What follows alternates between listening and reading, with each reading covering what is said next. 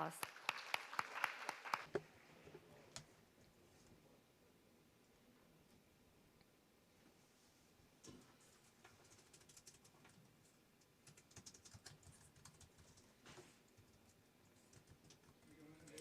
Distinguished guests, good morning, good afternoon, and good evening, depending on wherever you are. I'm Changwon Choi, the president of the National Human Resources Development Institute, NHI.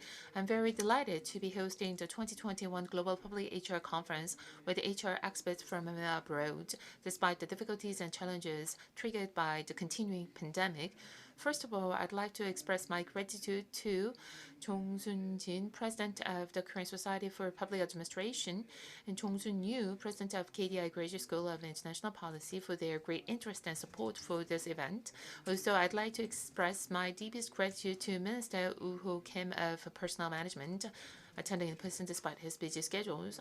I'd like to thank Professor Maria Aristigueta, Dean of Biden School of Public Policy of University of Delaware, and Professor Helen Dickinson, Dean of Public Administration at the University of New South Wales, for their keynote speech.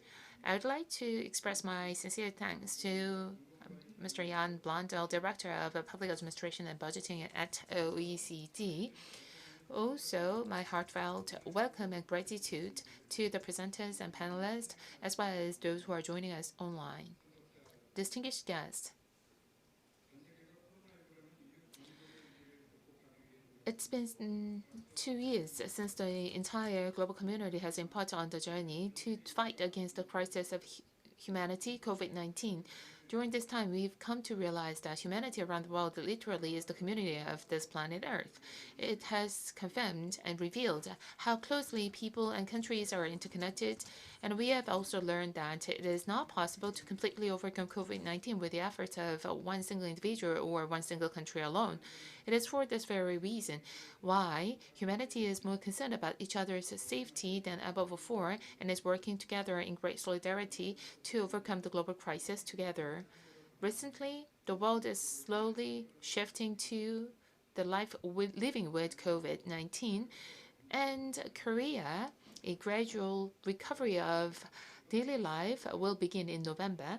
At this time, I believe the theme of this conference, Public HR for Building Back Better, is very timely. COVID-19 is a crisis the world has experienced together, but the impact has not been equally felt. Concerns are high that social polarization has deepened as the pandemic has continued. The disparity that has deepened due to COVID-19, the COVID divide, is appearing not just within the society but also between and among countries. And the World Bank and OECD are paying close attention to address this matter. Post-COVID era is not just about returning back to the pre-COVID time, but it should be about an inclusive recovery and a sustainable future.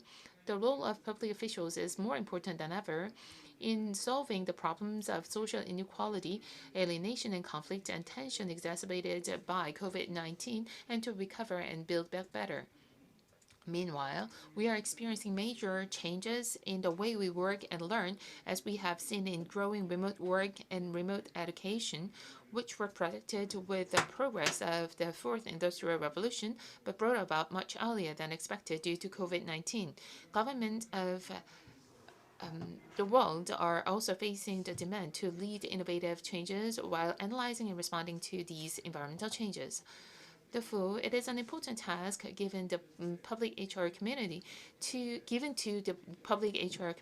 support public officials to increase their social sensitivity and innovation capacity for better building back in the post-COVID era and acceleration of administrative innovation in the digital era. I hope today's conference will be a meaningful time to share experiences and knowledge from each country and gain insights and implications on the role of HR to move toward a more inclusive community. Thank you. For remarks, Mr. Choi. Thank you. So as mentioned earlier, we're going live on YouTube. So those of you who are joining us on YouTube, please select the language of your choice because we are providing simultaneous interpretation service.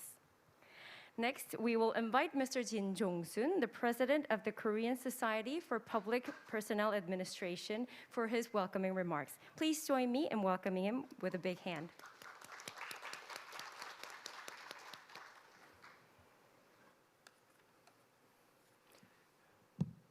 예, 안녕하세요. Good morning. I am president of KOSPA, Korea Society for Public Personnel Administration. My name is Jin Jong-sun, and I would like to thank all the distinguished speakers, discussants, and also participants for your attendance in Public HR Conference. As you know, the COVID-19 has upended our day-to-day lives as it spreads throughout the world, and massive change have been brought by in our day-to-day lives. Since the 21st century, humanities have experienced three major large-scale infectious crises, including SARS in 2002, MERS in 2015, and COVID in 2019. Today, infectious disease causes the huge social paradigm shift, as well as the massive changes in our daily lives. And therefore, COVID-19 in this slide is not just a wicked problem, but it's an unpredictable turbulence which caused such widespread and serious ramifications throughout the society. First and foremost, COVID aggravated inequalities of all kinds globally. Reports by the UN and OECD and other international organizations all show that COVID has deepened the inequality in terms of health, economy, care, and violence, and many other sectors. Yet, at the same time, COVID-19 has also served as a wake-up call to remind us of the importance of public safety and therefore driving up the social and political demands for safety and security.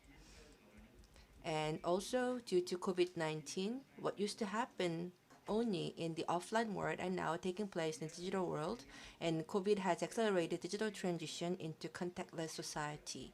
Futurist Jeremy Rifkin once said that the modern time is no longer an age of ownership, but an age of access, as it aptly encapsulates contactless interactions such as remote work and online class have rapidly integrated into the fabric of our day-to-day lives, raising the need of anytime, anywhere connection while keeping physical distance apart between people. And therefore, we really have to redefine our vision for public service and goals for that. In order to respond to current challenges, scholars do have important roles to play, and I believe that this Public HR Conference will be a meaningful venue for us to explore ways forward to respond to these new challenges. So in this Global Public HR Conference, we are going to talk about the important issues that the HR management needs to solve, especially after the COVID-19.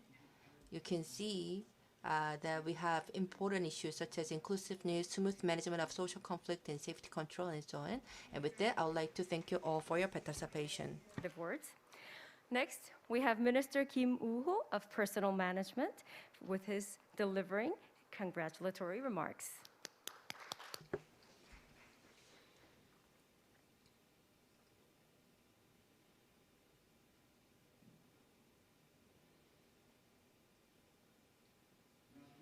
Distinguished guests, good morning, good afternoon, and good evening. This is Woo Kim, the Minister of Personnel Management. I would like to congratulate you on the hosting of the 2021 Global Public HR Conference, which celebrates its 19th anniversary. First of all, I would like to extend my gratitude to President Chang-won Choi the Director of the National Human Resources Development Institute, and Jong-sun Jin, President of the Korean Society for Public Administration, Jong-il Liu, Dean of KDI School, Myung-jae Moon, Dean of Social Sciences at Yonsei University, Professor Keun-ju Lee, Department of Public Administration at Yuhwa Women's University, Hyung-seok Choi, Professor of Public Administration of Korean University, and Professor Maria Aristigueta, Dean of Biden School of Public Policy, and Professor Helen Dickinson of School of Public Administration of the University of New South Wales, and Mr. Ian Blondell, the Head of Public Administration and Budgeting at OECD. I'm very honored and privileged to stand before you today. Distinguished guests, over the past year or so, the world has experienced rapid changes due to COVID-19. Changes amounting to a paradigm shift have occurred in every direction, not only in daily lives of individuals, but also in the global economy and corporate activities. In the public sector, too, there have been many innovations that go beyond the existing work system, such as the introduction of non-face-to-face recruitment, screening, telecommuting, and a rapid transition to video conferencing, and a non-face-to-face HRD environment. However, at the same time, we have faced various challenges that are difficult to be solved with existing systems and procedures. And accordingly, we have come to realize the importance of HR to develop and manage talent with the capacity to navigate waves of uncertainty and complexity.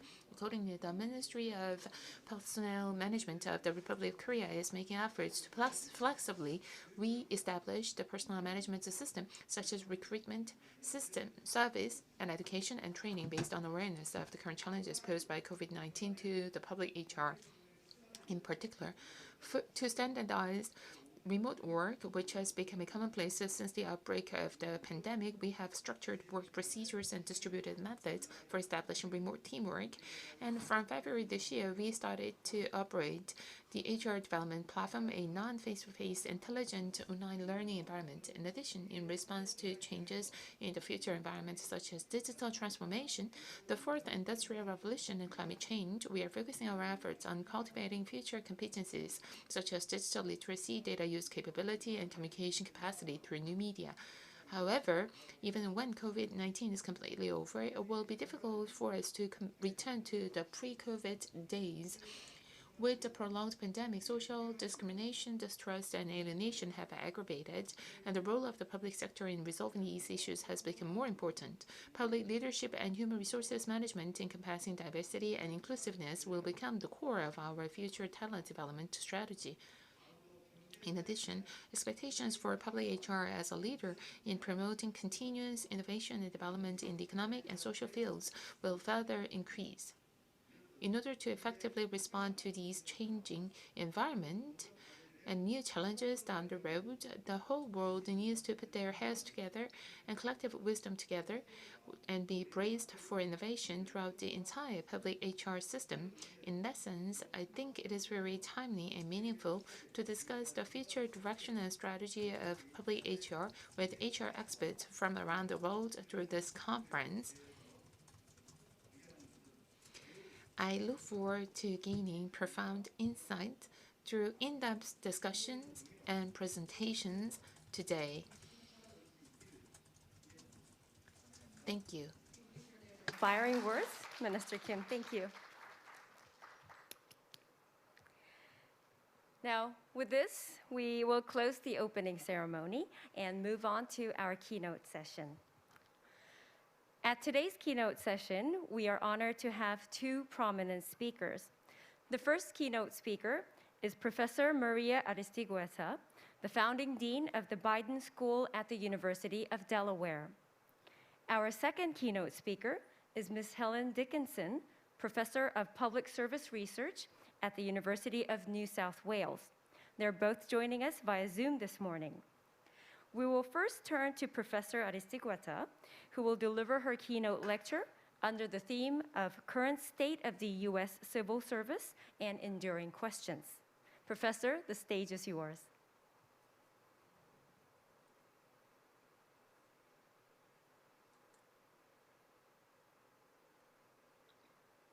Thank you so much for having me here today. Can you see my slides? I'm afraid we can't. Oh, now you're here. Great. Okay. Can you see me? Yes. Wonderful, wonderful. It is such a pleasure to be with you tonight. I am quite honored to be asked to join you in this capacity. I've had wonderful experience with Korean colleagues. We have educated many Koreans at the University of Delaware, and we have a wonderful relationship with the Seoul Metropolitan Government, where we send our students every year to learn about city management and all the wonderful work that has been done in your beautiful city. I have also served as the former president of the American Society for Public Administration, where I have met some wonderful Korean colleagues, and I look so much forward to hearing more here at your conference. I'm going to start by sharing some information on the U.S. Civil Service. It was established a long time ago. It's been around since 1871. In 2020, we had 2.18 million federal civil servants, with state and local government at 19.6 million. State and local government in the US is quite decentralized in the sense that with state rights, each state has a right to set up their state and local government in the way that they desire. And some states, like my own, are very state focused, with very few local governments having a role, while other states, the local governments play a much larger role. Here is some of the state and local employments throughout the country. Most of it is in education. Elementary and secondary education tends to be managed at the local level. So it would be in cities. Higher education tends to be a combination of, and mostly state government, but also some local governments, particularly as it applies to community colleges. But most of our state and local employees, or 57%, are in education. The second highest is in healthcare or hospitals, and that makes up 6%. And then third is police protection, which tends to be mostly in local government with a very small percentage in state government. The topics that I'm going to cover today, and I'm going to provide some international data if I'm able to get that for some of these topics. The first one is public trust, right? And the role that public trust is playing in our society today. Motivation and satisfaction, and how important that is for civil service. Neutral competence, representativeness, and leadership. The role of non-governmental agencies, or those that are outside of government providing government service. The impact that COVID-19 has had on our civil service, and the challenges that all of these present. This is a international chart of public trust, and I think we can all debate on how public trust is collected and what effects some of that may have. In the United States, we have seen a significant drop in public trust in government. And over the years, we find that the closer the people are to the service delivery, such as local government, the higher the trust, and the farther away, such as national or federal government, the less the amount of trust. The United Kingdom is close to the US in that as well, and South Korea is just a little bit higher. We find that in democracies where people have the freedom to express their opinions, people do express their opinions in both directions. In the US, the party affiliation in charge of the government tends to have a bearing on how much the people trust their government. So for example, right now we have a Democratic president and President Biden. President Biden has more trust among Democratic voters than among Republican voters. The opposite was true when Bush was president, where the Republican voters had more trust in Bush than the Democratic voters. We find that trust, as was mentioned before, does affect government employees. The less we trust government, the less well that employees feel about their place of employment. We find other issues that are important for motivation and satisfaction of US employees. And the stronger ones in this area appear to be effective leadership. And that is, how effective are those that are leading the organization? Is there a match between the skill of the employee and the mission of the organization? And now more than ever, is there a work-life balance? And by work-life balance, we mean, are employees able to balance their personal lives with the requirements of the employer? Additional factors for satisfaction of US employees during COVID have been job resources. Do we have the equipment necessary to have the kinds of Zoom meetings that are necessary for employees to meet outside of the office? Do organizations care enough about their employees' well-being not to make them come in, to implement policies like masking and vaccination? And all of this has had a great impact on morale and people's willingness to stay with organizations during COVID. For effective leadership, we're looking at the ability to influence others to engage, or that is, do leaders have followers? Are people willing to follow the leader of the organization? Does the leadership embrace diversity? And in the US, diversity is broadly defined, and it includes racial, ethical, religious, political, all types of diversity. Is there discretionary transparency? That is, information is not too tightly held, but those things that are able to be shared are shared. Do we encourage risk-taking and innovation? There was a time when risk-taking was feared because if a mistake was made, there would be consequences. Now we're encouraging that risk-taking and allowing mistakes to happen for innovation to occur.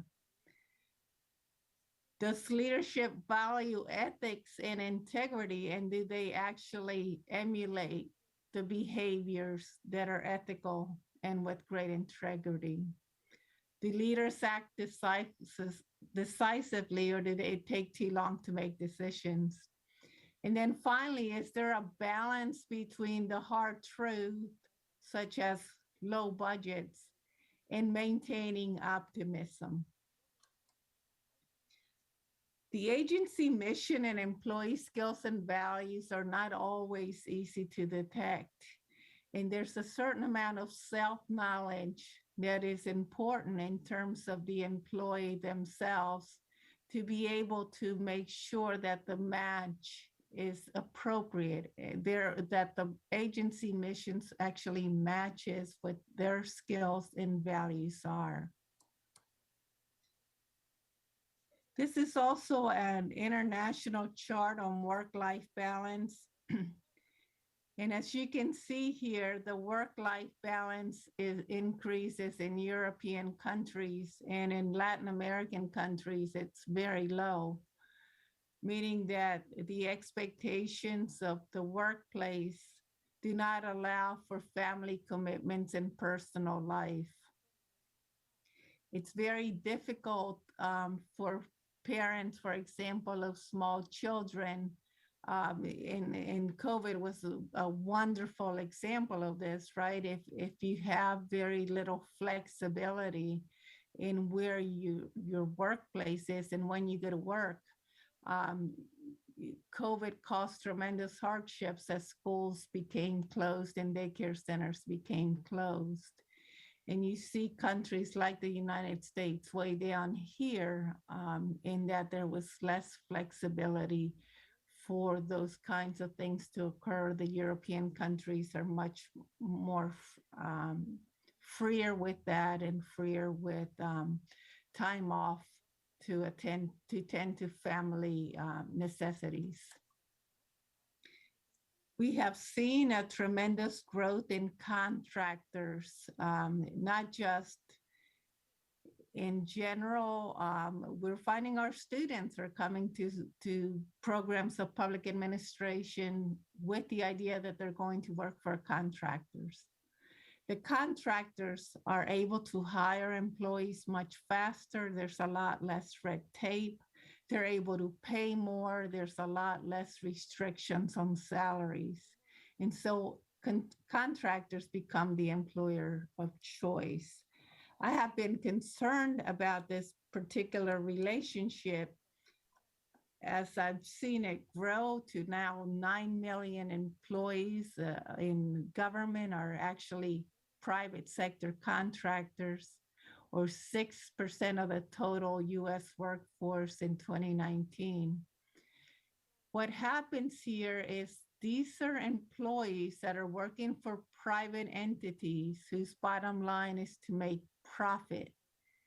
In government, the bottom line is to provide service to its citizens. And so they have very different bottom lines and very different understanding of what is required. And I worry in particular about some of the roles that these contractors have been given. For example, I was talking with a student who was seeking a contractor job to work in the State Department to do the State Department's budget. And I am not sure that that is a role that should be contracted out, but rather a role that should be handled within the government. Right now in 2021, we're spending $618.7 billion on contracting in the government. The workforce changes by type of government. You can see here that most of the hiring has occurred at the local level. The state level has had some hiring freezes and some layoffs and some travel and training restrictions. And the federal level has had very little change during this time in the US. COVID has inspired changes for work, particularly in the human resources arena. There have been great challenges as well as great opportunities. Flexible hours have been something that has been expanded beyond where we ever thought was possible. To learn that productivity could actually expand instead of suffered when people were working from home has been a wonderful experience for us. We're finding that the use of technology, such as these meetings that we're having right now, would have not have been something that we would have thought of doing in the past. In fact, I would have been very happily have been in South Korea with you today. But with the use of technology, we're able to bring people in real time to do the kinds of exchanges that we never dreamt were possible. We continue to do a lot of remote work and virtual meetings. For example, I continue to do my faculty meetings as virtual meetings simply because of the number of people on the faculty and the very difficult time we would have social distancing in a classroom that just doesn't hold that many people. We're finding faster adoption of automation, although for the elderly, particularly the more senior faculty, this has been very, very trying time for those changes. The implications for human resources management have been tremendous, and I'm going to get a little bit into that when I get into the questions, but there really have been implications that we had not thought of at the time. The mix of occupation shifts are in the chart to the right, which you may have a hard time seeing right now, but we're seeing in the US, for example, the need for more healthcare workers. I don't think that's different in most countries. The COVID has proven to us how vital healthcare workers are in our society. The STEM professionals and the health professionals are at the very top of our needs. Now going to get into what I refer to as enduring questions. And I want you to think about these, not just as questions, but strategic issues that are affecting our human resources management. The first one has to do with challenges for motivation and trust. How do we help the public differentiate what should be blamed on government and actually what is outside of government's jurisdiction? We, for example, in this country have had issues with both requirement of masks and vaccines, and people saying if the federal government just mandated it, the problem would be solved. The problem in the United States is that the federal government cannot mandate these requirements for private sector, for state governments, or for local governments. They can only mandate it within the federal jurisdiction. So helping the citizens, helping the public to understand the jurisdictions and the limitations of government is extremely important in that they don't take it out on the government employees. The second is, how do we help the public understand the limits of government and the importance of governmental institution in not only creating, but also maintaining democracy? Damaging our institutions, as we saw during the previous precedent, has been very detrimental to our society, and it frankly handicaps our democracy. And then, as I mentioned, how do we provide flexibility at work to employees for work-life balance, and at the same time provide excellent customer service? I worry about this a lot with our employees and our students. Our students are coming in expecting that there will be somebody there to advise them or someone there to help them. If the employee is working from home, is Zoom sufficient, or do we actually need a person in place? Challenges for neutral competence, representativeness, and leadership. How do we provide, in the case of the federal government, the president with enough representation in the executive branch by being able to appoint those that support him or her, while at the same time limiting the number of appointments so that we can have career public servants in office? Finally, how do we recruit and retain the very best and brightest leader, both as careers and as appointed officials to our governments? Finally, the challenges of the non-governmental entities now working in our government. How do we maintain an adequate balance for outsourcing and privatization while maintaining the functions that are governmental in the hands of government employees? Should the budget, for example, from the State Department be done by a government employee, or is an outside contractor sufficient? How do we limit government while at the same time providing civil service to monitor the work that is being done by the outsourcing? And these are the challenges that I see for us in human resources at this time in the public sector. I look forward to your questions and comments. Thank you. Very much. Thank you very much. Well, thanks to the use of technology, we were able to listen to Professor Aristigueta's very informative lecture live. Now, let me invite Professor Dickinson with her keynote titled Reimagining the Future Public Service Workforce. Please turn your attention to Professor Dickinson. Professor, you're on screen.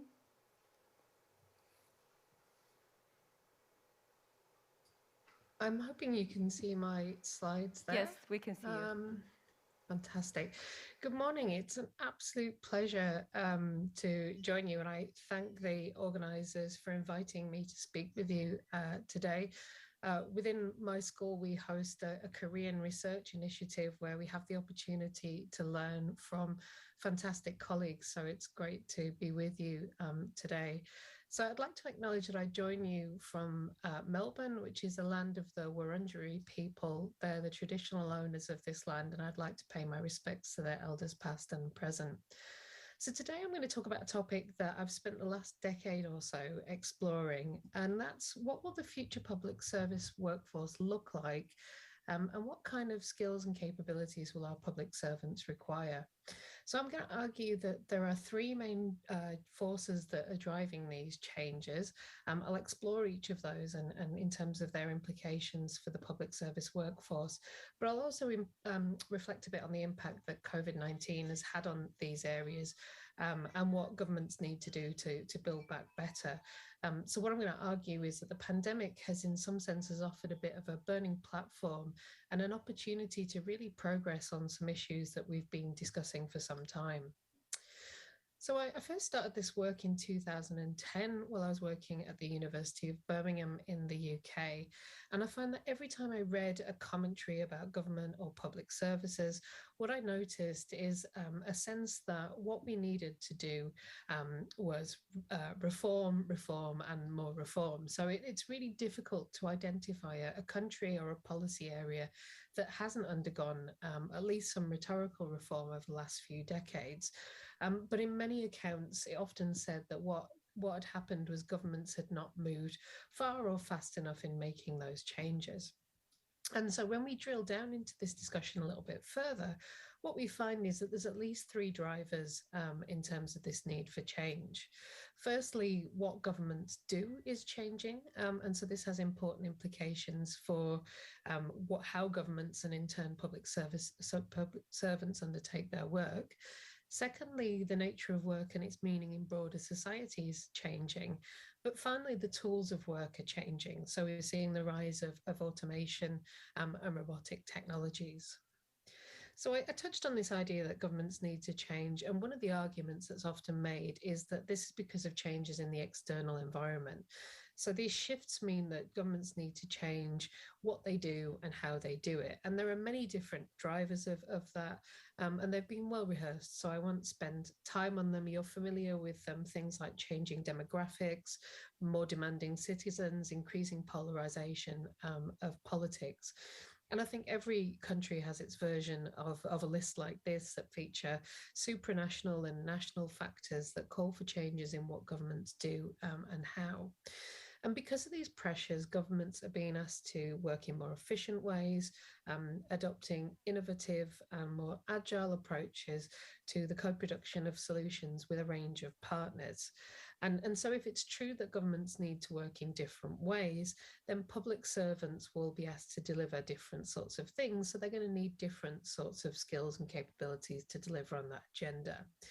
But the interesting thing is in the literature, what you find is lots of commentary about governments changing, and it's often a throwaway line. It says governments are changing what they do and how, and so of course the public service workforce will need to change as well, but it doesn't explore that in very much detail.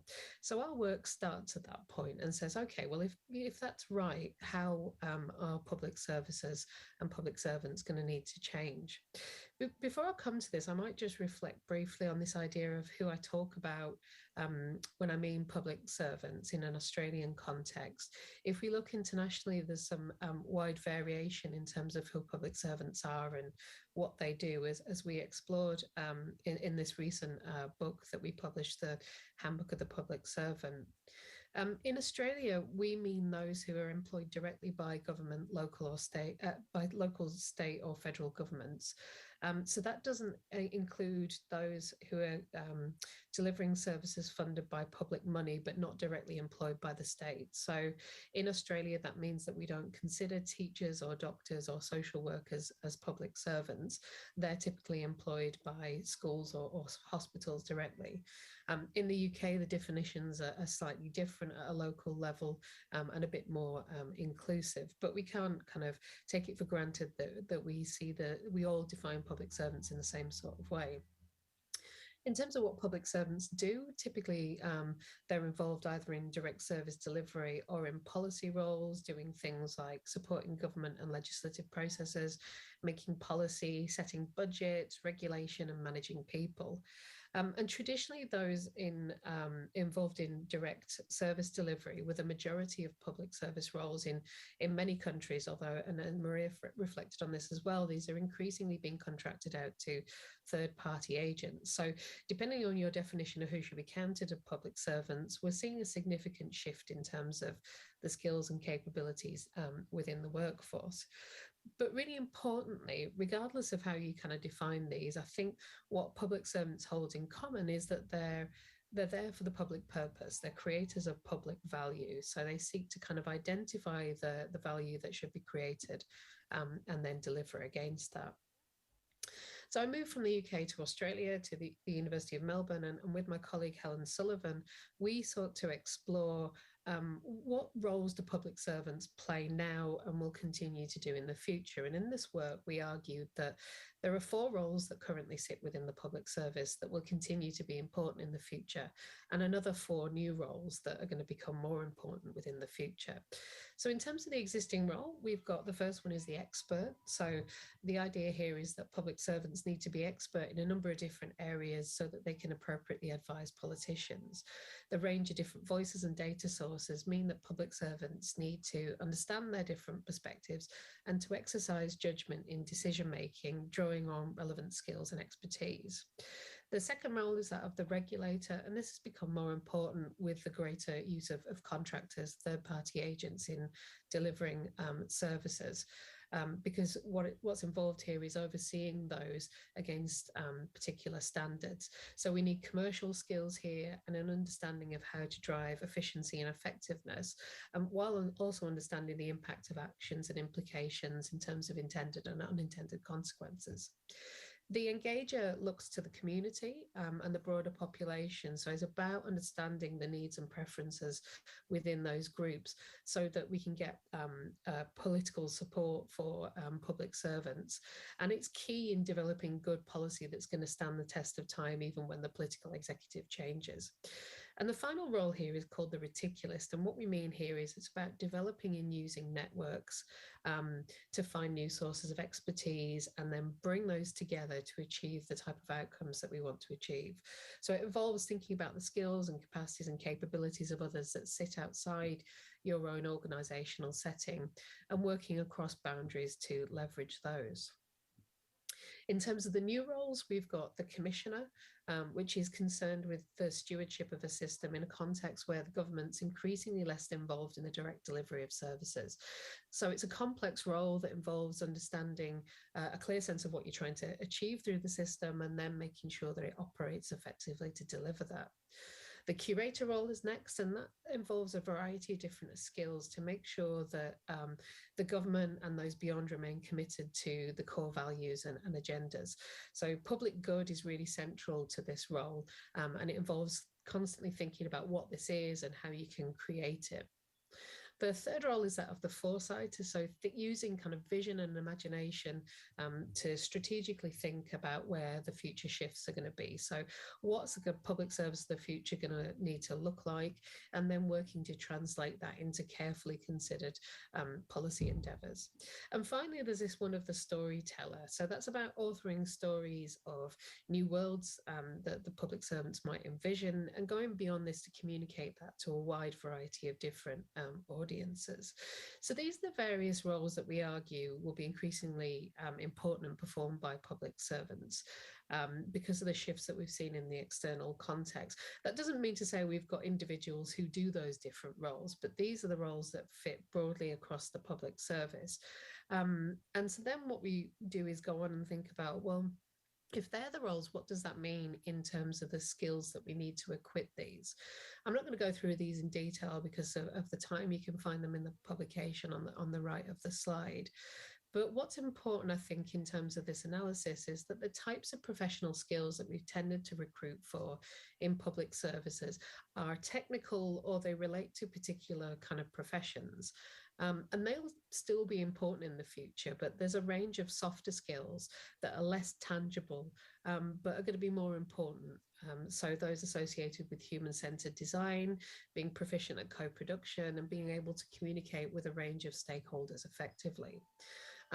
There's a whole movement emerged recently around the idea of humble government, which I think is really important. And that talks about the importance of humility in terms of government. And passionate humility stresses the importance of tacit, local, and experiential forms of practical reasoning and expertise derived from lived experience.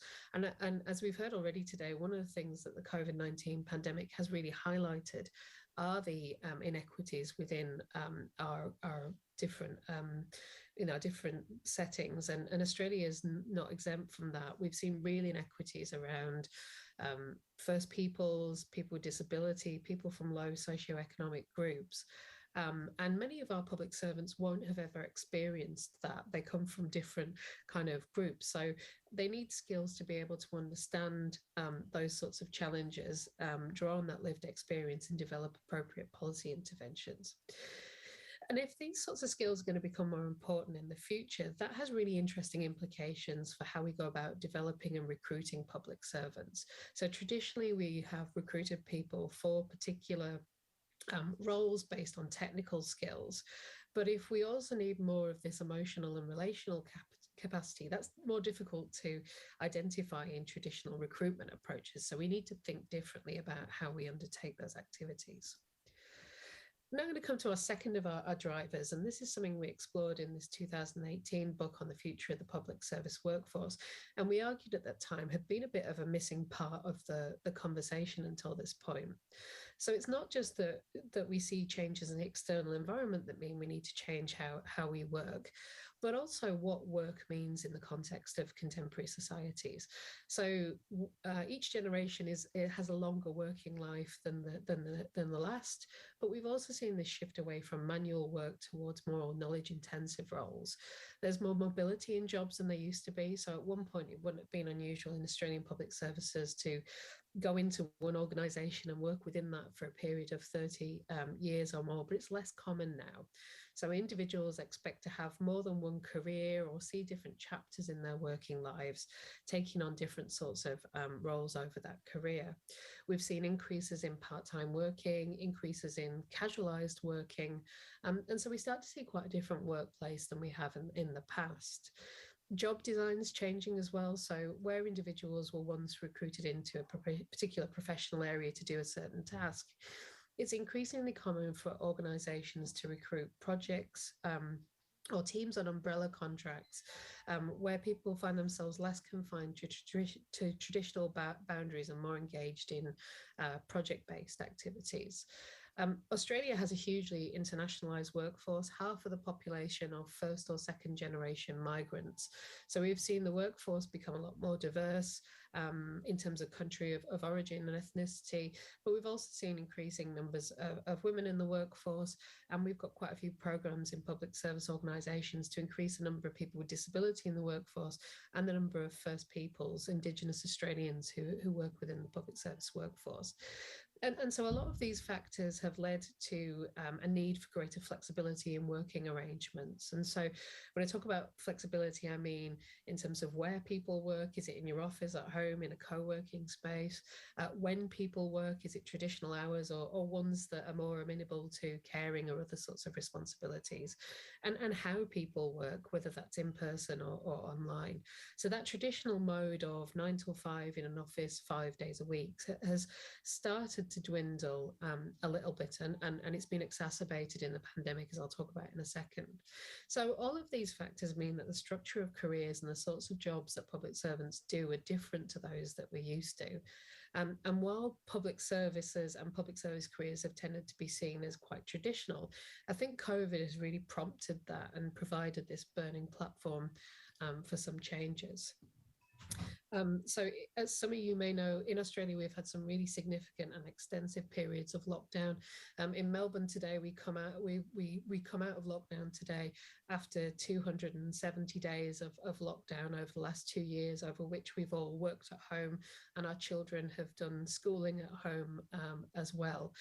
And those sorts of experiences made people reflect on the role of work in their lives. And there's this movement that you may have heard of, this idea of this great resignation, where about 40% of the workforce have said that they're considering quitting their jobs in the post-pandemic context. So people are less willing to go to an office full-time and work in really stressful roles and want to reconsider the role that work plays in their life and make career choices around their values, their families, and their health.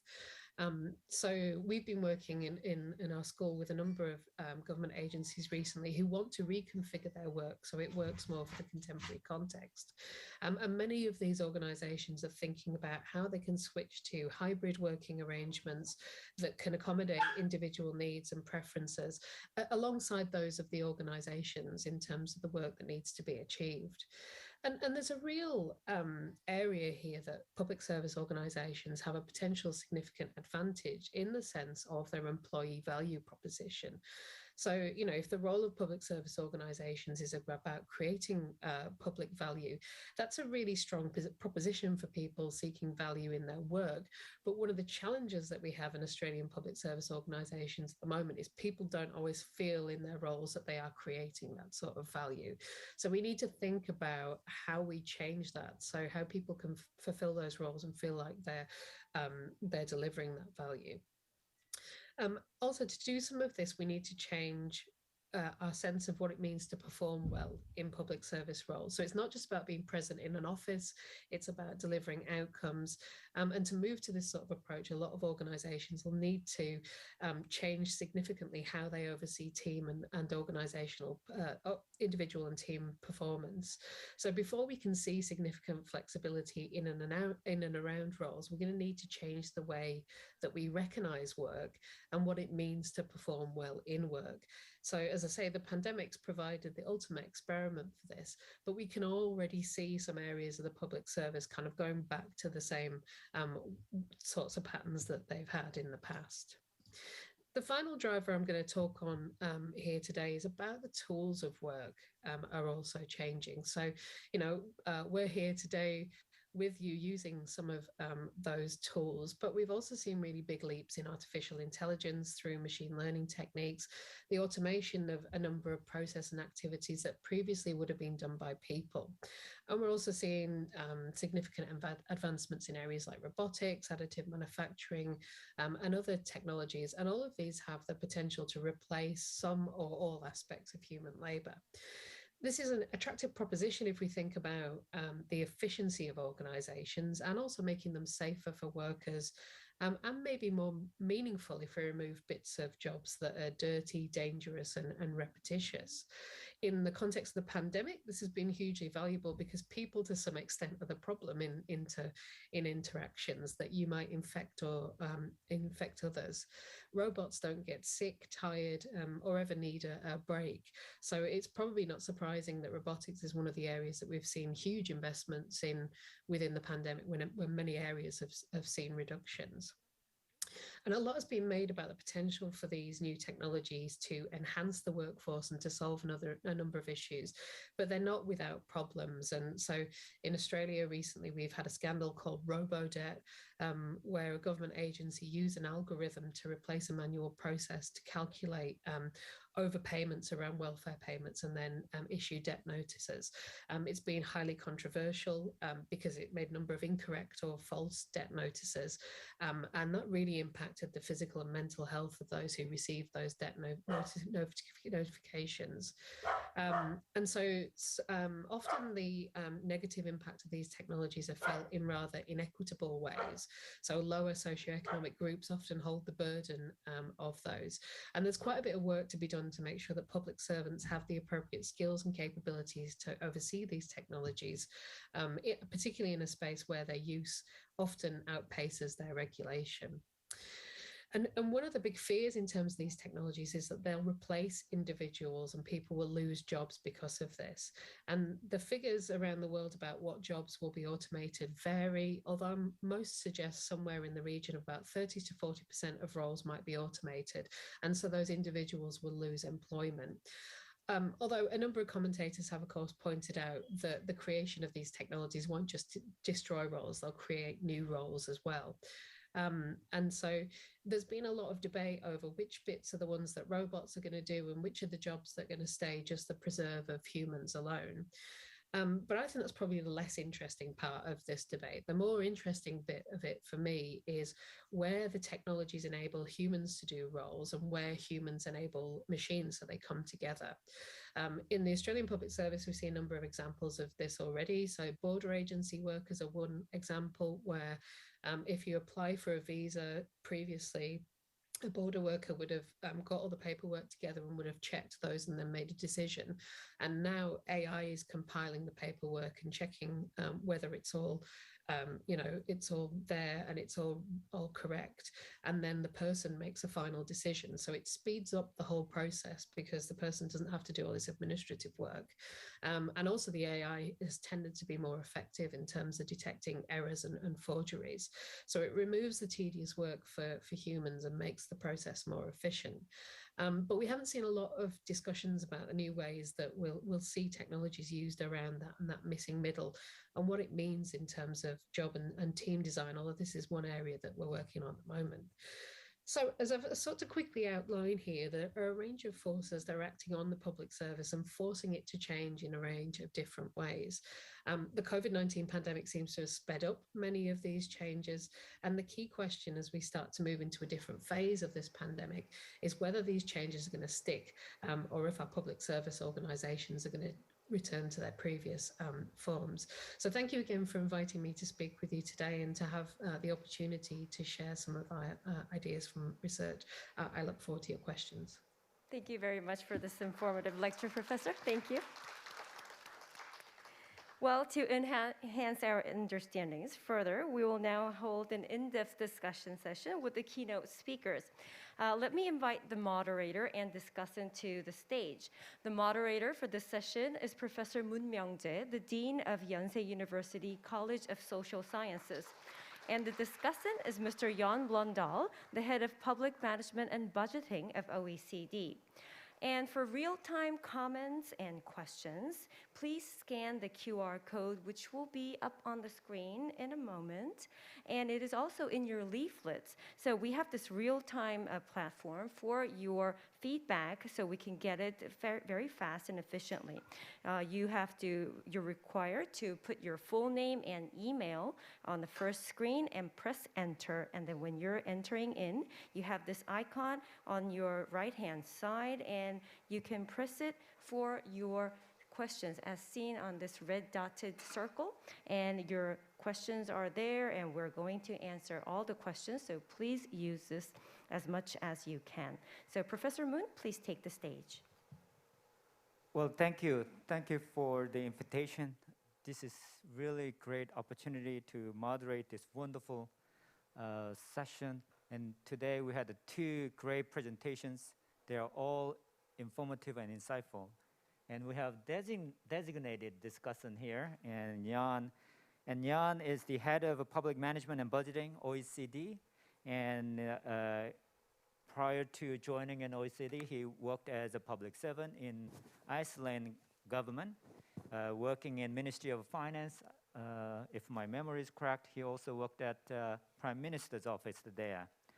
He is now editor-in-chief of the OECD Journal on Budgeting. So he has some academic background and working experiences in OECD for long.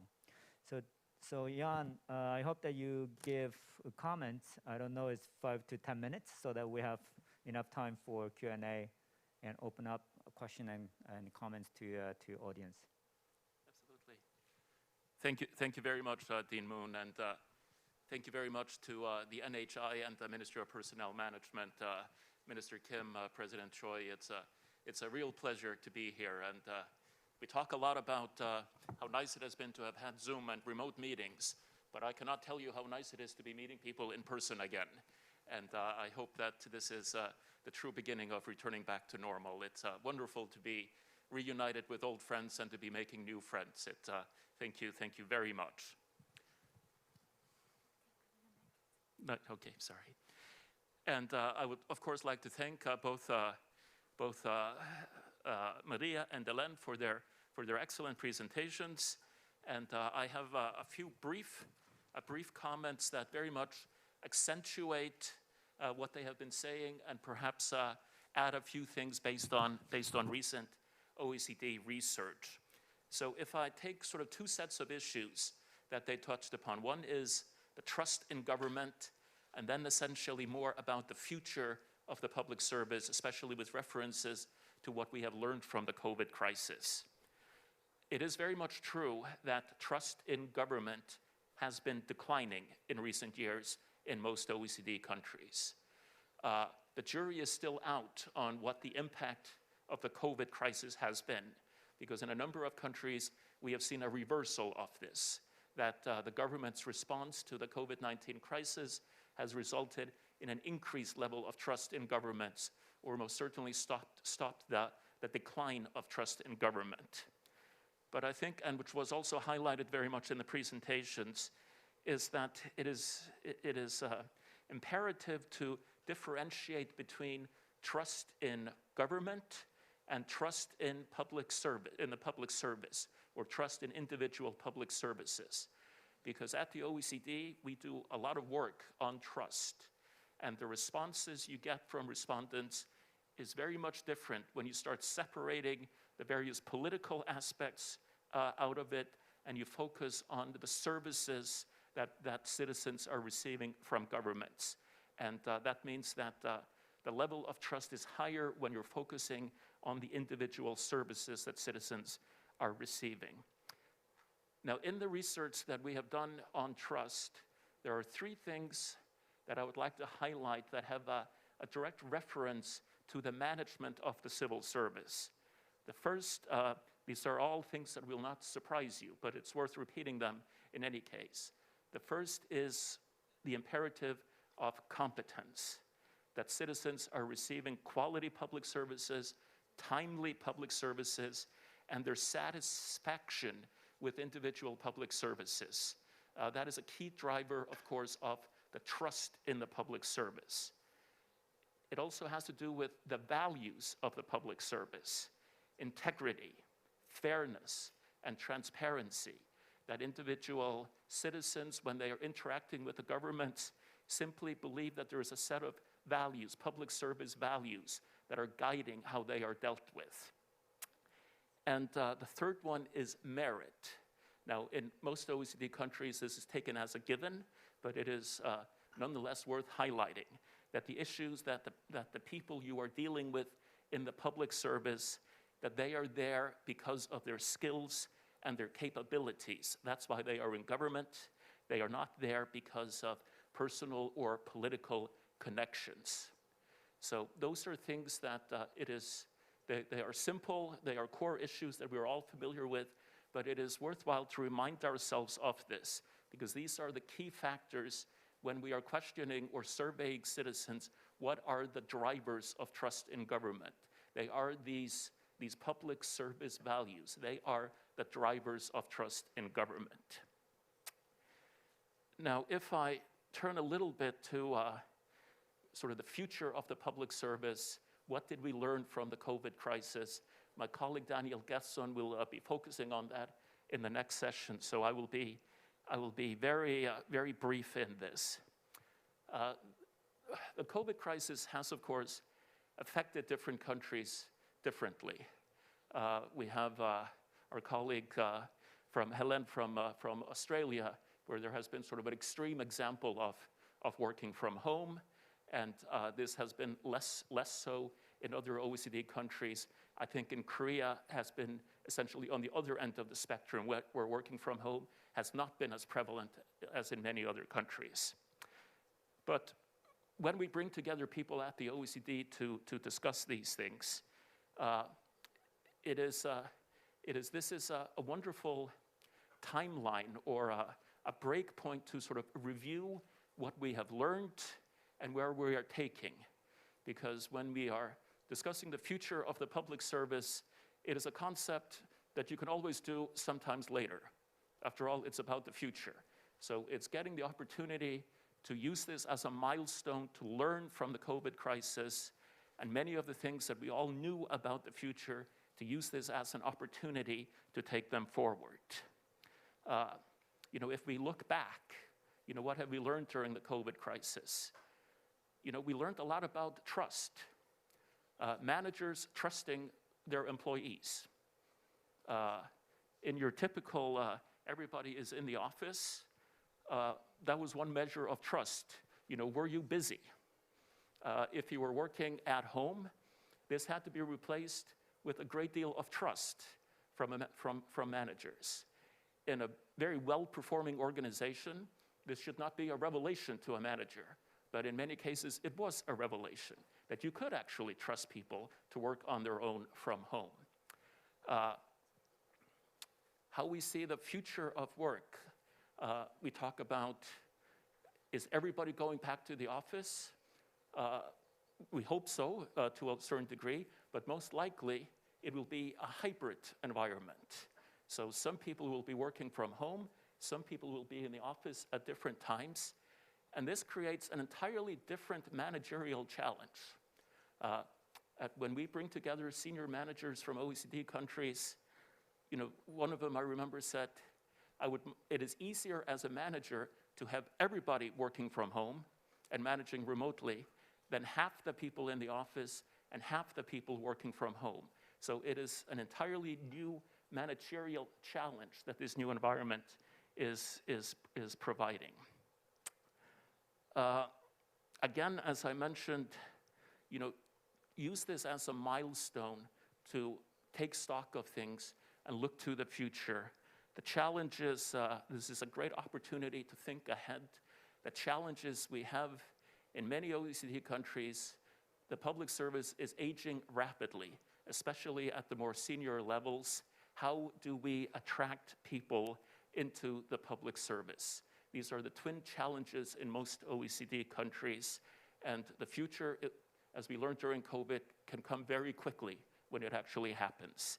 And if we look at the statistics in many countries about the percentage of senior civil servants that are retiring in a very quick time span, this is something that we cannot delay paying attention to, attractiveness to the public sector. Again, very much building on what was mentioned in the presentations, the one-size-fits-all model of standard regulations that apply uniformly to employees are increasingly not valid. If you have people working at home in a very remote environment based on trust, you realize these are all individuals. They respond to different incentives. So it is a challenge also for governments to move away from these standardized regulations into more individualized regulations, while at the same time, of course, respecting the public service values that I discussed earlier. And as we're moving into the future, it is just to emphasize also to consult with people, consult the various stakeholders, consult your employees as individuals. And I think it's also one of the key things that we learned during the crisis is, test, pilot new things. If things go wrong, don't be afraid of innovating. And if it doesn't work, then you can sort of rebalance your decisions and move ahead. Because I think one of the great things that happened during COVID-19 was that there was a lot of experimentation involved during the COVID-19 period. There was no plan for how to deal with COVID-19. There was a lot of innovation that took place. A lot of things were implemented that quickly had to be changed.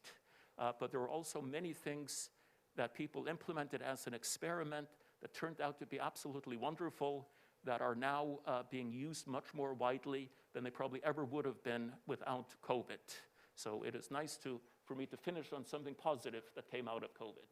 So thank you very much, Dean Moon. Thank you. Okay, thank you, Jan. Thank you for re-emphasizing some of the aspects raised by two presenters, and also sharing your observation and some of the challenges that we continue to face with. Well, there are some of the questions from the audience, so that probably I would like to hold on your responses to speakers, and probably I'm going to gather some questions from the audience.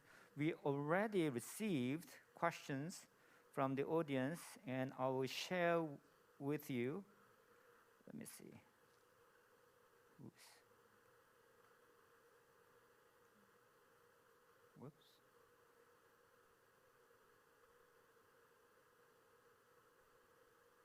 Okay, here, well, for the sake of time, probably I'm going to summarize some of the questions, and some of them are related. I just went through the questions. One question is, under the pandemic, both of you mentioned that, flexible working format and remote working and teleworking. And one issue is that the possibility of declining performance of civil servants, and that's one. Another one is, once you have teleworking and remote working, and then how do you monitor and evaluate their performances? And sometimes it's very challenging to evaluate those workforces. That's another question.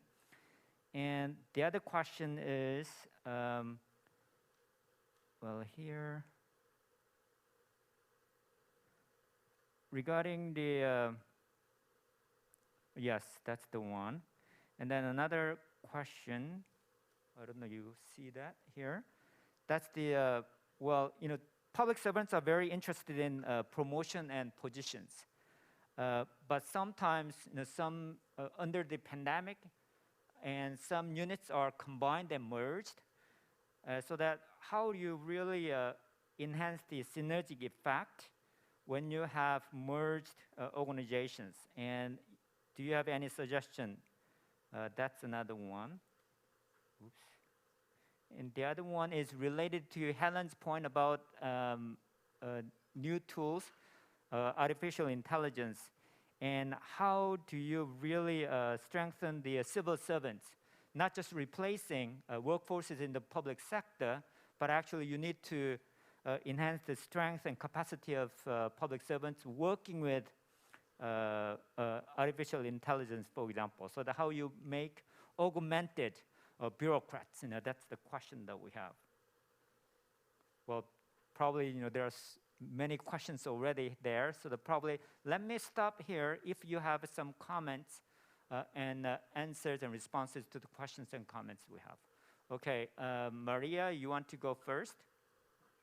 Sure, I'd like to address the performance question, because that's one that's very dear to my heart. I have been very interested in watching performance during this time period, and find that when you have employees that are where the responsibilities are based on specific deliverables or work products, performance is very easy to be able to account for, right? So there's a product that's due, you get the product, and you're able to make a determination on the quality of the product and the performance that is provided. Where I find a problem is in the being able to be responsive to the or provide the service in real time, right? And that was a question that I asked, right?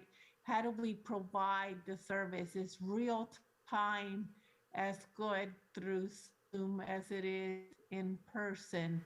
And I think it's going to take a little bit more time for us to figure that piece out. I think I can figure out the piece of people's performance when it is a product that is being produced, but I am not convinced now that performance can be as good in terms of service delivery or responsiveness in real time. Ellen? Thank you, Maria. Helen? So picking up on the productivity issue, we did a recent literature review and found some evidence that rather than, it was in the kind of grey literature, but also in evidence that different government agencies gave us about their measures of productivity. And we found that it hadn't gone down, actually it had gone up in a few places. So people don't have, an hour commute in the morning and an hour commute in the evening and various things. And so that had actually made people more efficient rather than less. But it is important, as Maria says, that you organise how you do that work. And that you make sure that people still have social contact.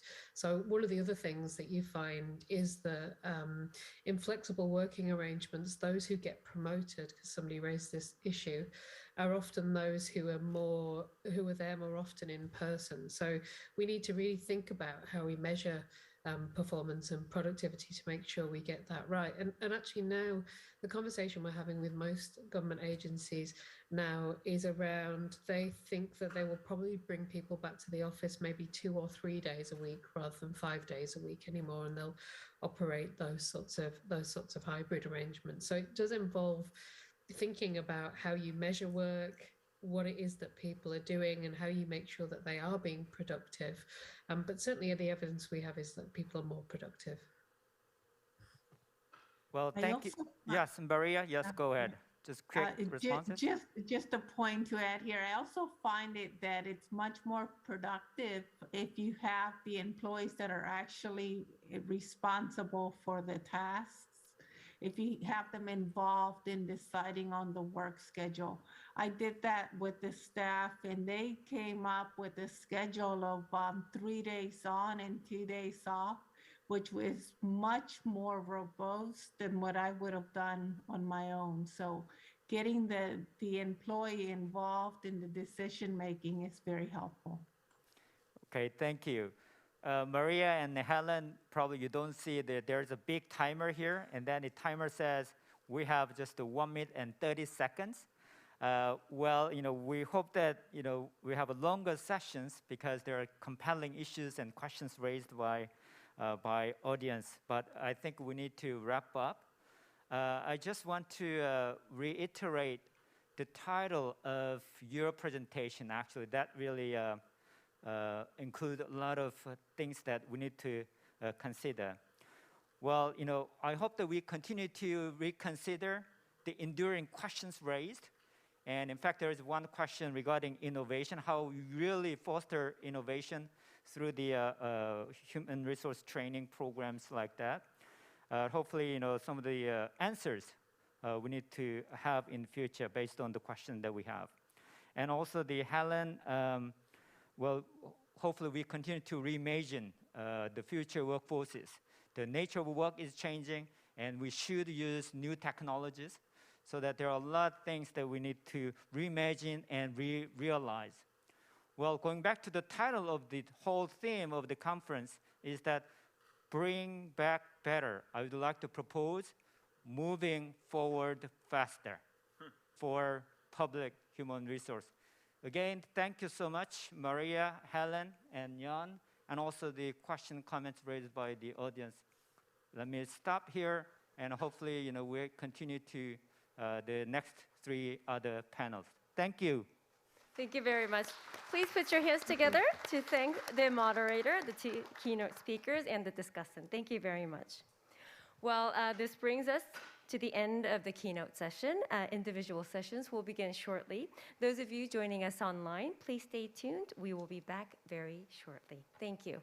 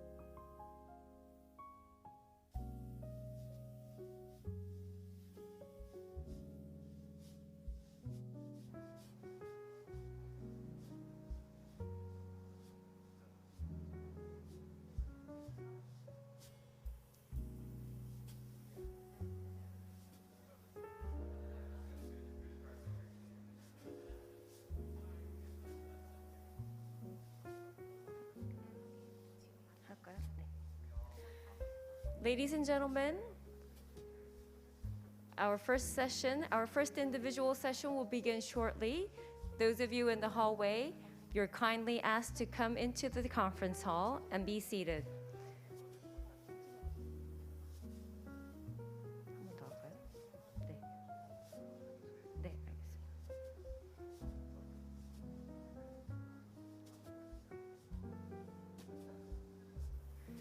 Ladies and gentlemen, our first individual session will begin shortly, so please come into the conference hall and be seated. You're kindly asked to come into the hallway and be seated. Thank you. And the moderator and the speakers for our first session, you're kindly asked to go up on the stage and take your seats for our first session. Thank you very much. Please take your seats. Thank you.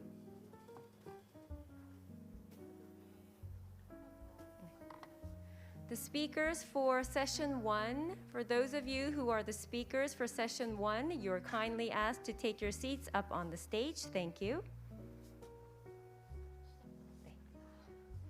Ladies and gentlemen, welcome back.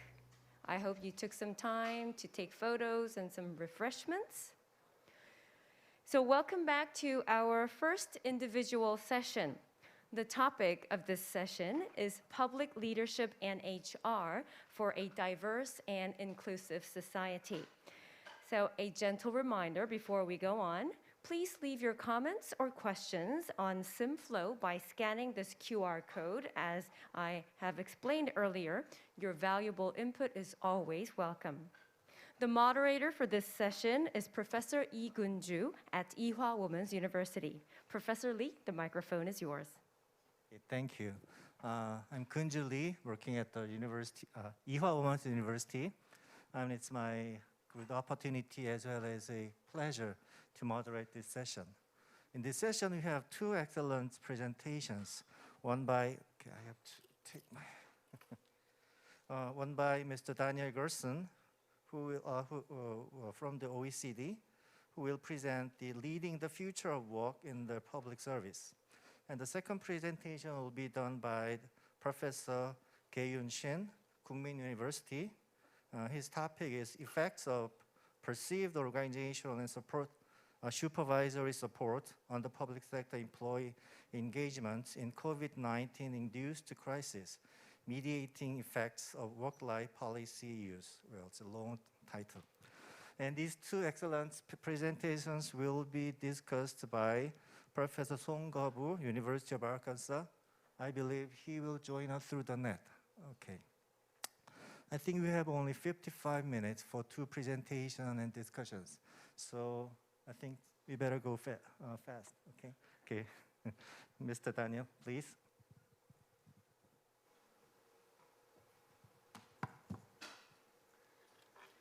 Good morning to all of you.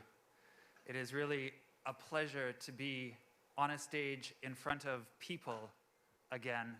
I think this is the first presentation I've given in a conference, in a live conference, since the beginning of COVID. It's also the first presentation I'm giving with a mask on.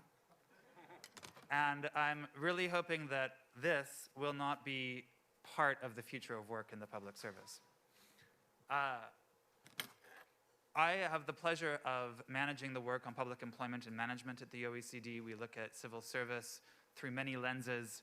We gather countries together to discuss the big issues facing public service management into the future. And we've been, even before the crisis, really focusing on this theme of the future of work in the public service and how the government as an employer needs to begin preparing for big changes and trends on the horizon. What are those changes and trends that we've been observing? We've tried to encapsulate them in what we call our 3 F's framework. And I think this will resonate greatly with many of the earlier speakers that we heard today.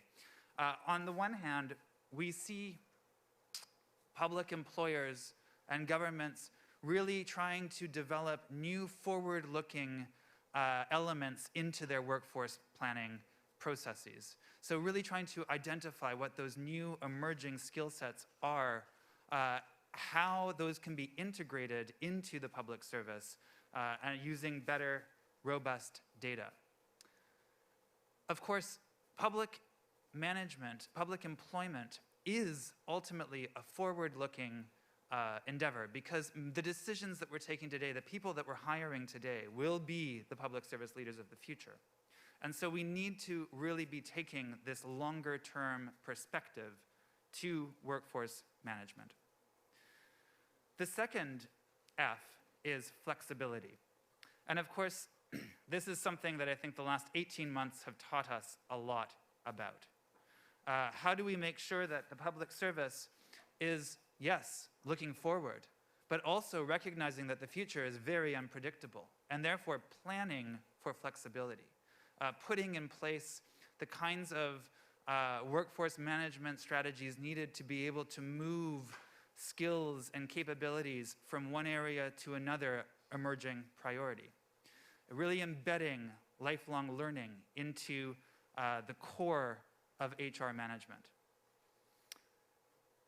The third F that we talk about is fulfilling, recognizing that the public service of the future is increasingly diverse, not only in terms of demographic characteristics, but also in terms of the kinds of people working in the public service. We used to talk about a professional public service, as if there was one cohesive profession in the public service. Today, we're really talking about a public service of professions. Many different skill sets, many different backgrounds, many different educational specializations working together in one organization to move it forward. And this is all brought together by leadership and management. And of course, that's what this session is focusing on, leadership for an inclusive society. And these same forces, these same trends, we see really reshaping public leadership in the public service. So here are 4 large trends that we tend to see reshaping leadership. One is that leadership is increasingly being asked to be innovative and to be integrating digital technologies.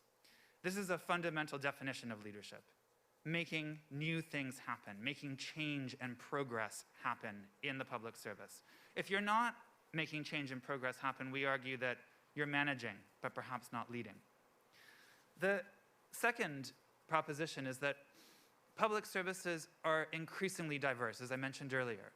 And this creates very interesting leadership challenges, recognizing, as Jan referenced earlier, that the individual public servants all have unique needs, and this one-size-fits-all approach no longer makes sense.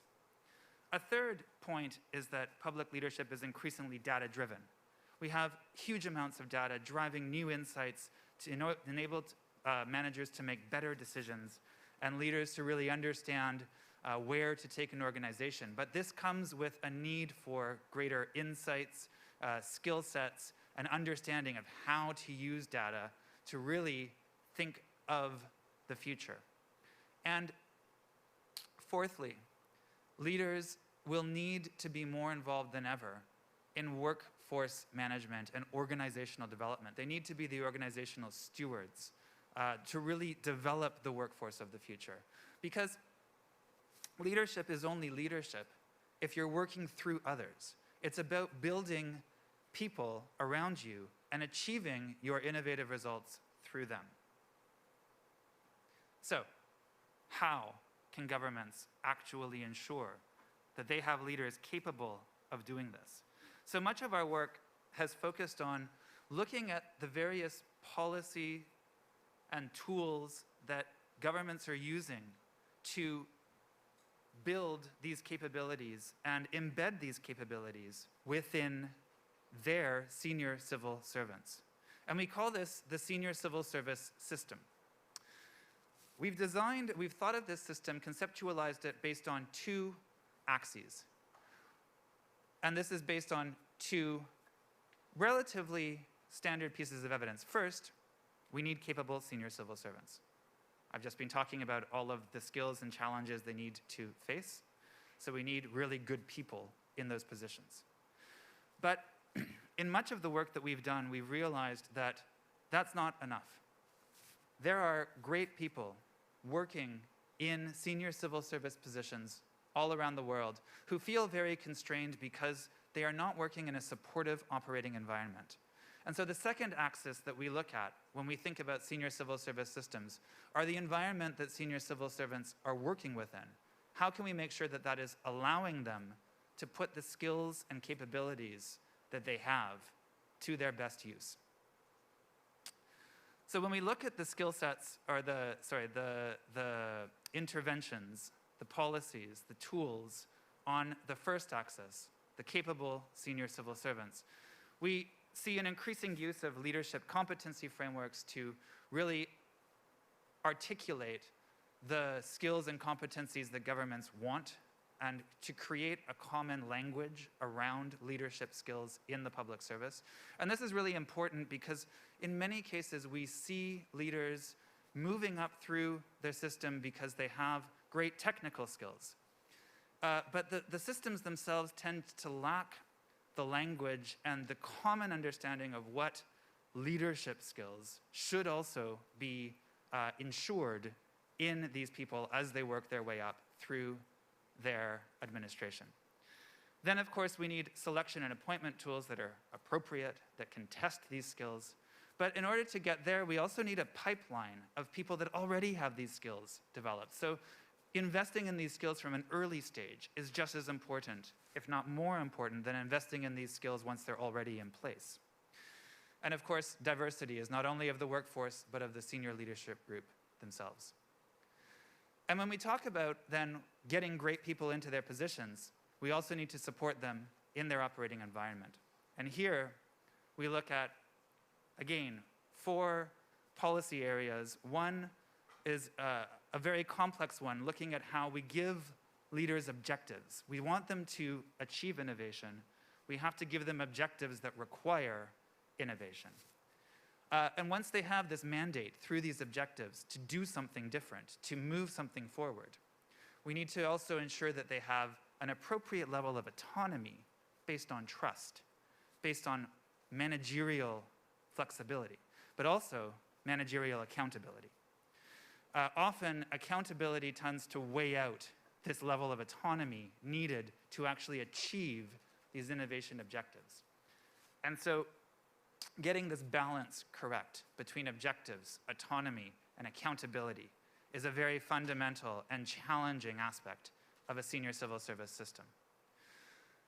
Senior civil servants also need to learn, because even though they might be at the top of their organizational hierarchy, they are facing challenges that they have never faced before. But this learning needs to be carefully adapted to their actual environment. Often we see senior civil servants being asked to take courses that have very little relevance to their actual day-to-day work. And so we see a greater investment in things like coaching and more individualized peer learning support. They also need appropriate management tools. By management tools, we mean financial management tools. We need HR tools that allow them to build the teams they need around them. We mean data, so that they can understand the changing nature of the world that they're working in. And we mean communication tools, because increasingly they're working with a broader range of stakeholders than ever before. Of course, technology can support this. And then the last aspect of this element is the relationship between the administration and the political level that guides them. This is a very difficult one to really build concrete insights on, because it is so individualized to people, to governments, to governmental systems, to ruling parties. But what we can say about this is that it's very important that politicians and senior civil servants have a common understanding of what each other's role is and should be, and a mutual respect for achieving it. When we take these 2 axes and put them together, we can imagine a senior civil service system matrix like this one, where you have 4 different quadrants. Of course, the best place to be is on the upper right quadrant, where you have highly capable senior civil servants working in a very supportive operating environment. I ask everybody in this room to reflect themselves on where they think their own government might be sitting, given their own experience. We've actually taken some steps now to begin measuring and trying to place countries on this quadrant, although it's imperfect, of course, as any kind of measurement system like this will be. But what we've done is we've looked at various different elements of what a senior civil service system could include, and we've asked countries to let us know which elements of these they're using. And so the countries on the left of this chart have quite robust senior civil service systems in place. We can't measure the outcomes of these. That's for future work. And you will see that Korea is very well positioned within this chart, within the top 3 really, using many of the tools and processes that I have already discussed. We've also been developing other comparative measures in areas that are equally important for the future of work in the public service that I'd like to share with you. We also know that recruiting the next generation of public servants is a core and fundamental activity. And it's no longer sufficient to sit back and let applicants simply apply. Many governments still get a high level of applicants when they open calls, but we know that they aren't the best. And they don't necessarily fill all of the specific skills requirements that governments are looking for. As we said earlier, we need a greater range of professions, therefore a greater range of recruitment tools. And the first element of that is ensuring that the public service is an attractive employer, that it's getting its message out, that it's building its brand as an employer. And that's what this index looks at. Various different elements that try to show public services as proactive recruiters, reaching out to the skill sets they need, using flexible mechanisms to bring them into the public service, always, of course, emphasizing merit as the key factor. And again, we can see that Korea is making a strong use of many of these tools, positioning itself again in the top 3 of OECD countries. And the other charts that I'd like to share with you get right to the heart of what this session is about, leading an inclusive society. This is the most recent data we have on gender balance in the public service. There's 2 things that I take away from this in this context. One is that in almost every country, regardless of how many women we have working in senior civil service positions, there are almost always more working in the general workforce. And that suggests that there is still a filtering out process where men are moving into these positions more frequently than women. The second point I take away is in Korea, as you can see where the green arrow is, there are still very, very few women working in senior civil service positions. We've looked at this topic, we've discussed it. We know that there's a lot of effort being made now in Korea to ensure that women are being recruited and that they're moving up through the promotional systems as quickly as men. And that is captured in this chart, where we looked not only at the inclusiveness, the actual representation of the public service, but at the use of data and tools to manage diversity and inclusion. And in that case, we see Korea within the top 1/3 of OECD countries as well. The question that I leave for you is that while we see that gender diversity is increasing slowly in Korea, is it increasing fast enough?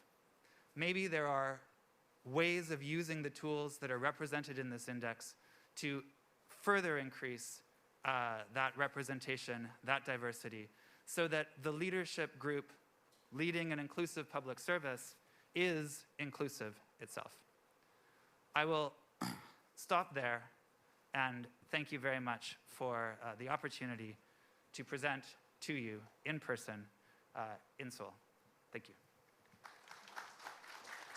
Thank you, Daniel, for your insightful presentation. I'm sorry that I can only give you 15 minutes. Okay, Professor Shin, please.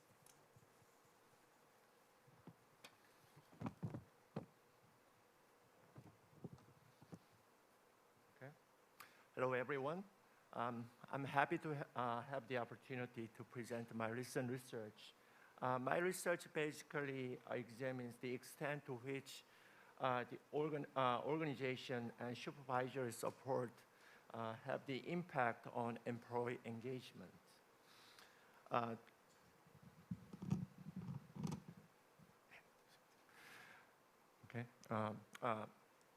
My research again basically investigate the extent to which organization and supervisor support have the impact during the COVID-19 pandemic by analyzing the American Federal Employment Viewpoint Survey, which was conducted last year, 2020.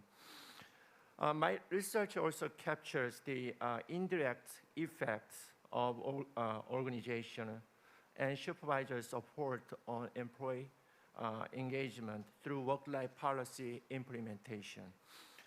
Employee engagement is an important individual employees' cognitive, emotional, and behavioral commitment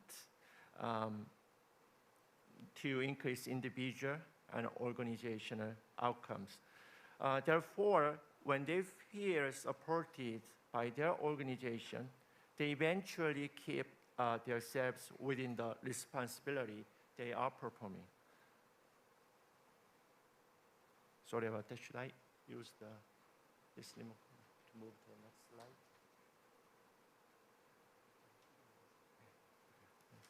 Thank you. I forgot to move the next slide. So my research question is how systematically the perceived meso-level organizational and micro-level supervisory support help public agents remaining commitments to their jobs and organizations. So employee engagement can be explained by two types of engagement: job engagement and organizational engagement. Well, job engagement can be explained as the dedication of employees to their roles in their jobs. Organizational engagement can be defined as employee being emotionally and intellectually dedicated to the organizations. So in general, both can be defined as participants' psychological presence in their jobs and organizations. Okay.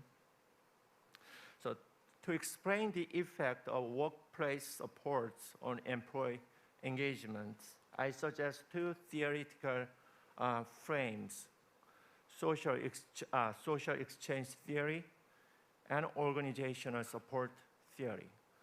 First, social exchange theory argues that discretionary benefits in the workplace can be a signal implying that organizations care about their employees' development and well-being.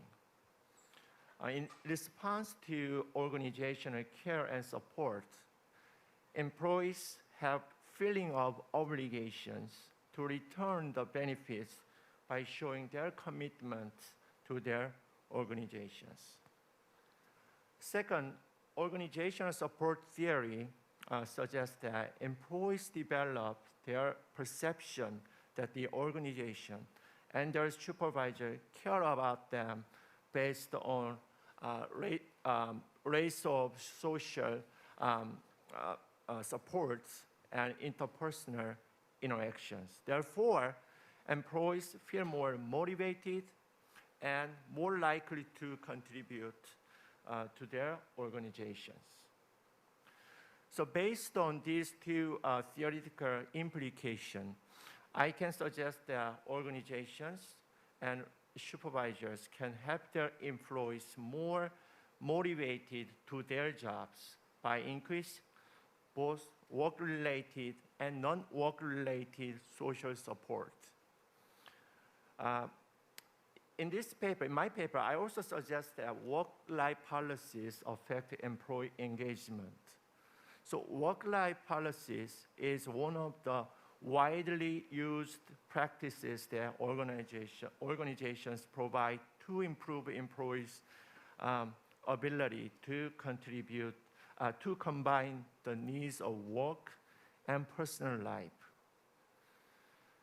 Work-life policies include child and adult-dependent care and domestic partner benefits and flexible work arrangement, such as alternative work schedules, compressed working week, flex time, and teleworking. So supervisors who support employees' needs to balance work constitute work-life friendly environments in their organizations.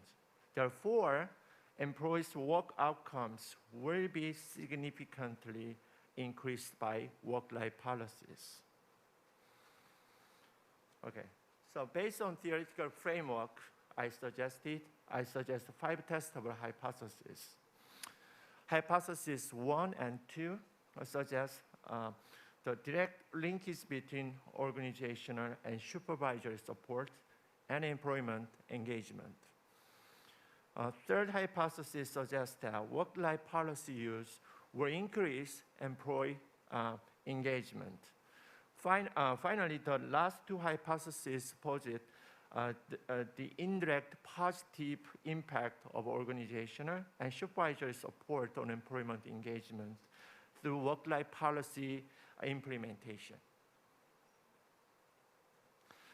So to test the suggested hypothesis, I used the Listen survey, which is the Federal Employment Viewpoint Survey from the U.S. Office of Personnel Management in 2020. Well, due to the time limit, so I wouldn't explain more details about the survey. So let me move to the variable description. For the dependent variable, I used latent constructs to indicate employee engagement. To infer the employee engagement, multiple survey questions are used as observed variables. The first latent variable representing employee engagement is job engagement. I used 4 survey questions asking respondents how much they rate statement about their work experiences. The second latent variable is organizational engagement. I used 2 survey questions asking respondents how much they rate statements about their perception toward their agencies. Then I performed confirmatory factor analysis to validate the measures. The past coefficient for the relationship between 2 latent constructs and observed variables are statistically significant, which indicate that both latent constructs will represent the theoretical construct of employee engagement. To measure 2 major independent variables, I also use latent construct to indicate not only organizational support that are related to the work and non-work related support, but also supervisory support related to work and non-work by using several relevant survey questions. But I just used the first order latent construct as the work-related organizational support due to the data availability.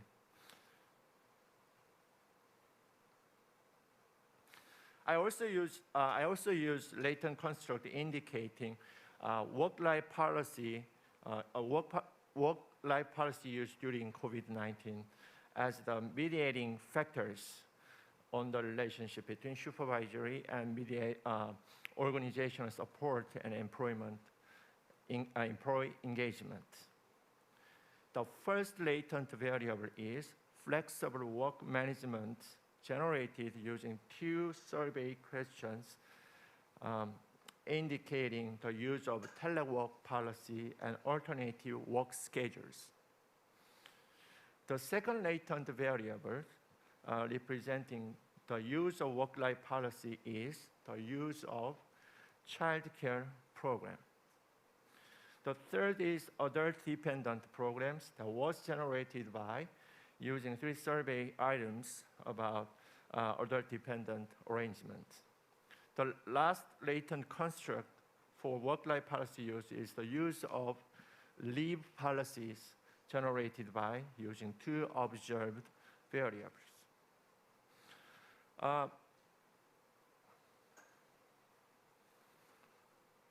My model also includes several control variables, as you see, including gender, minority status, age, job tenure, and supervisory support.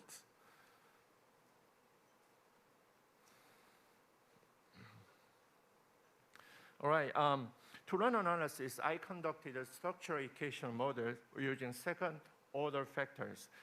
This study applies 2 analysis models for 2 different sample groups: federal workers who were required to physically present at a work site during the pandemic, and the other one is who were not required to do so.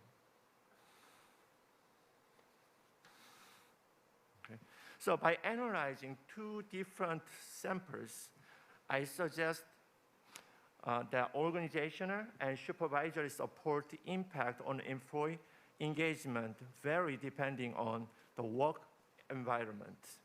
So several diagnostic tests, including the chi-square test, the comparative fit index, and the root mean square error of approximation, are used to provide the information about measurement robustness.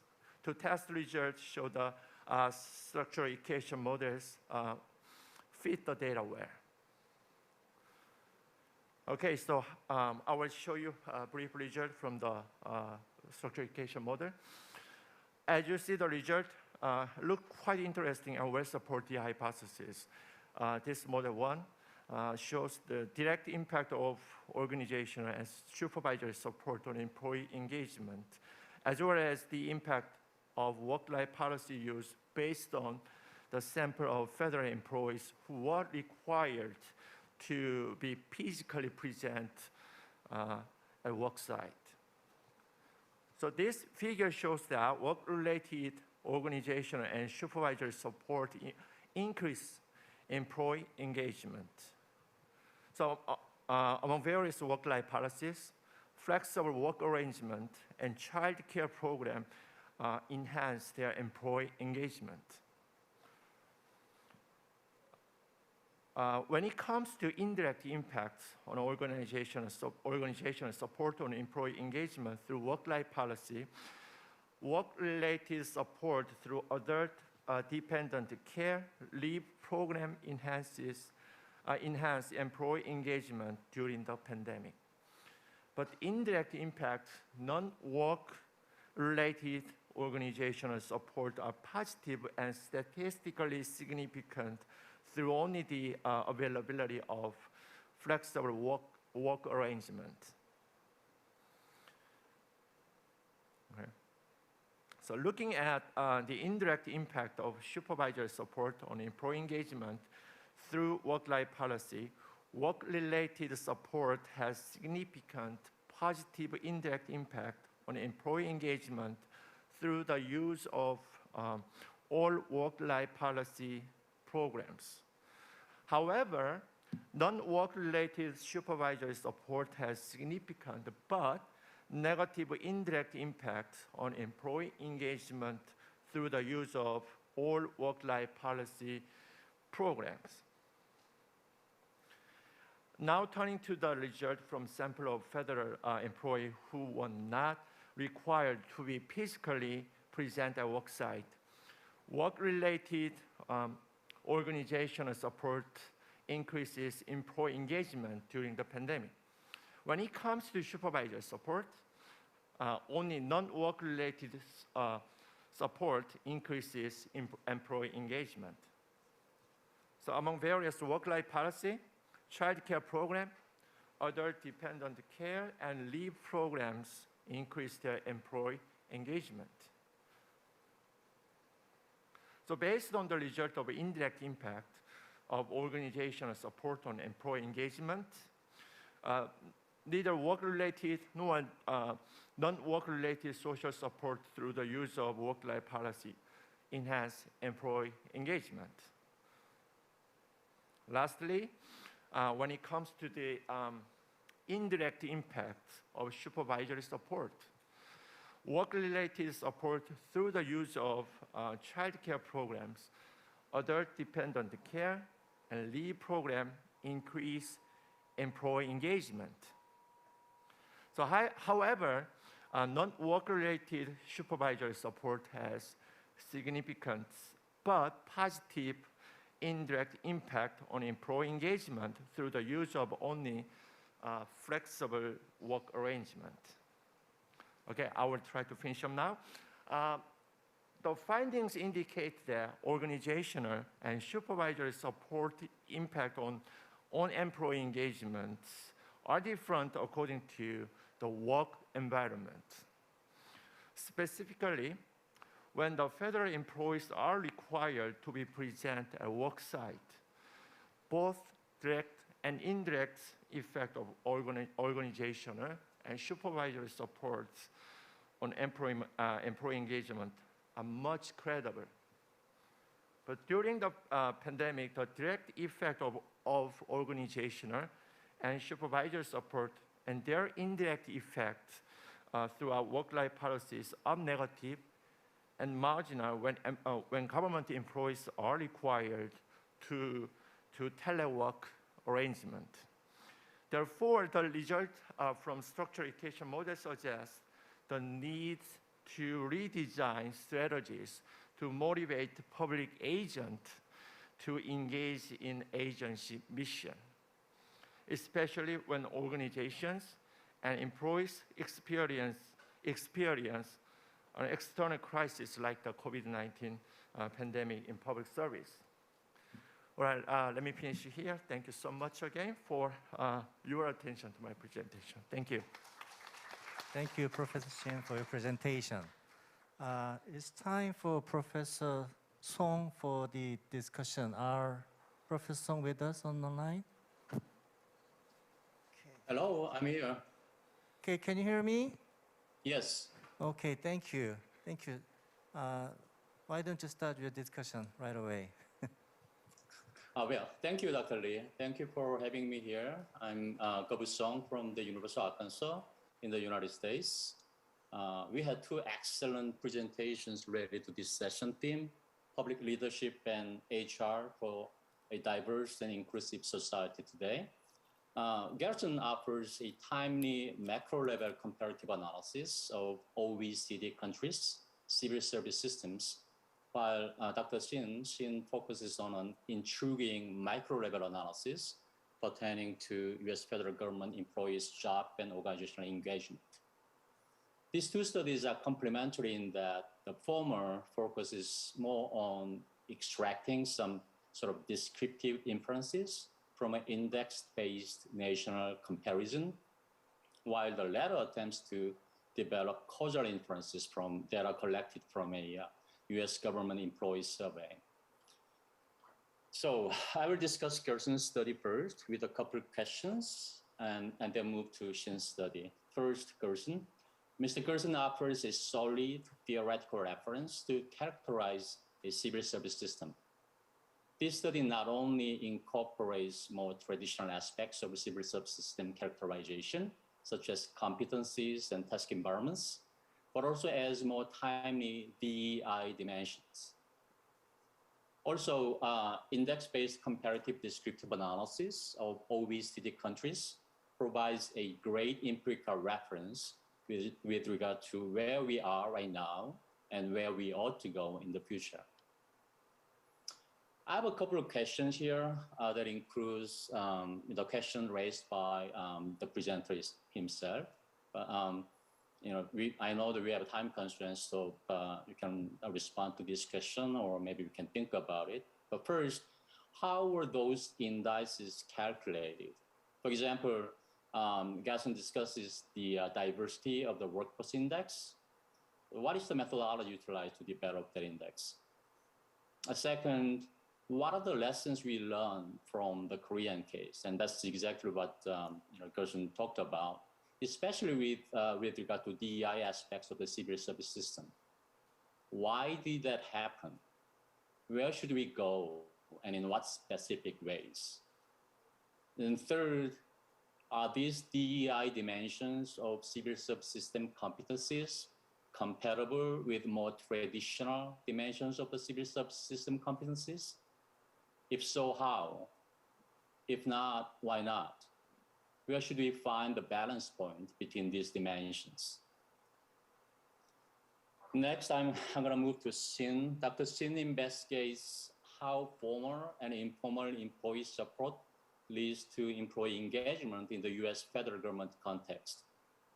This study uses a structural equation modeling technique to examine sort of triadic relationships between, number one, organizational supervisory support, and then two, related policy tools or programs, and then three, employee engagement, broadly construed, for those who are required to be physically present at work during the pandemic versus those who are not required to be physically present at work. Overall, related empirical findings are mixed and oftentimes quite counterintuitive. As such, I have the following question. I mean, some of those questions are already addressed, but probably you can kind of elaborate on those things a little bit. First, what are the alternative theories? You mentioned the control barriers that might influence employee engagement. How are those factors derived from those alternative theories modeled in? Second, are there any theoretical explanations for those counterintuitive findings? Negative coefficient, we saw a lot, yeah. And then the third, what are the implications of these findings for the Korean civil service system and society from a DEI perspective? Thanks again for having me here. These are all excellent studies that motivate us to think about DEI issues through government organizations, HR practices, and beyond. I look forward to discussing this further. Thank you. Thank you, Professor Song, for your productive discussion. I think it's time for the presenters to respond to those questions and comments from the Professor Song. And before we go into that, I think I have to share one of the questions we got from the net. Okay, just, okay.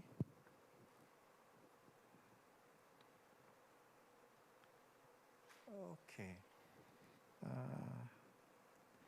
I have one question for Danielle, and I shared on the screen, and I'm going to read the question for the other audiences. It's about the in the creation of an attractive brand for the public sector, how do you think remuneration standards can help? Because the public service pay is really an issue in terms of attracting the best human resources. Okay, that's the one question we have from the net. Okay.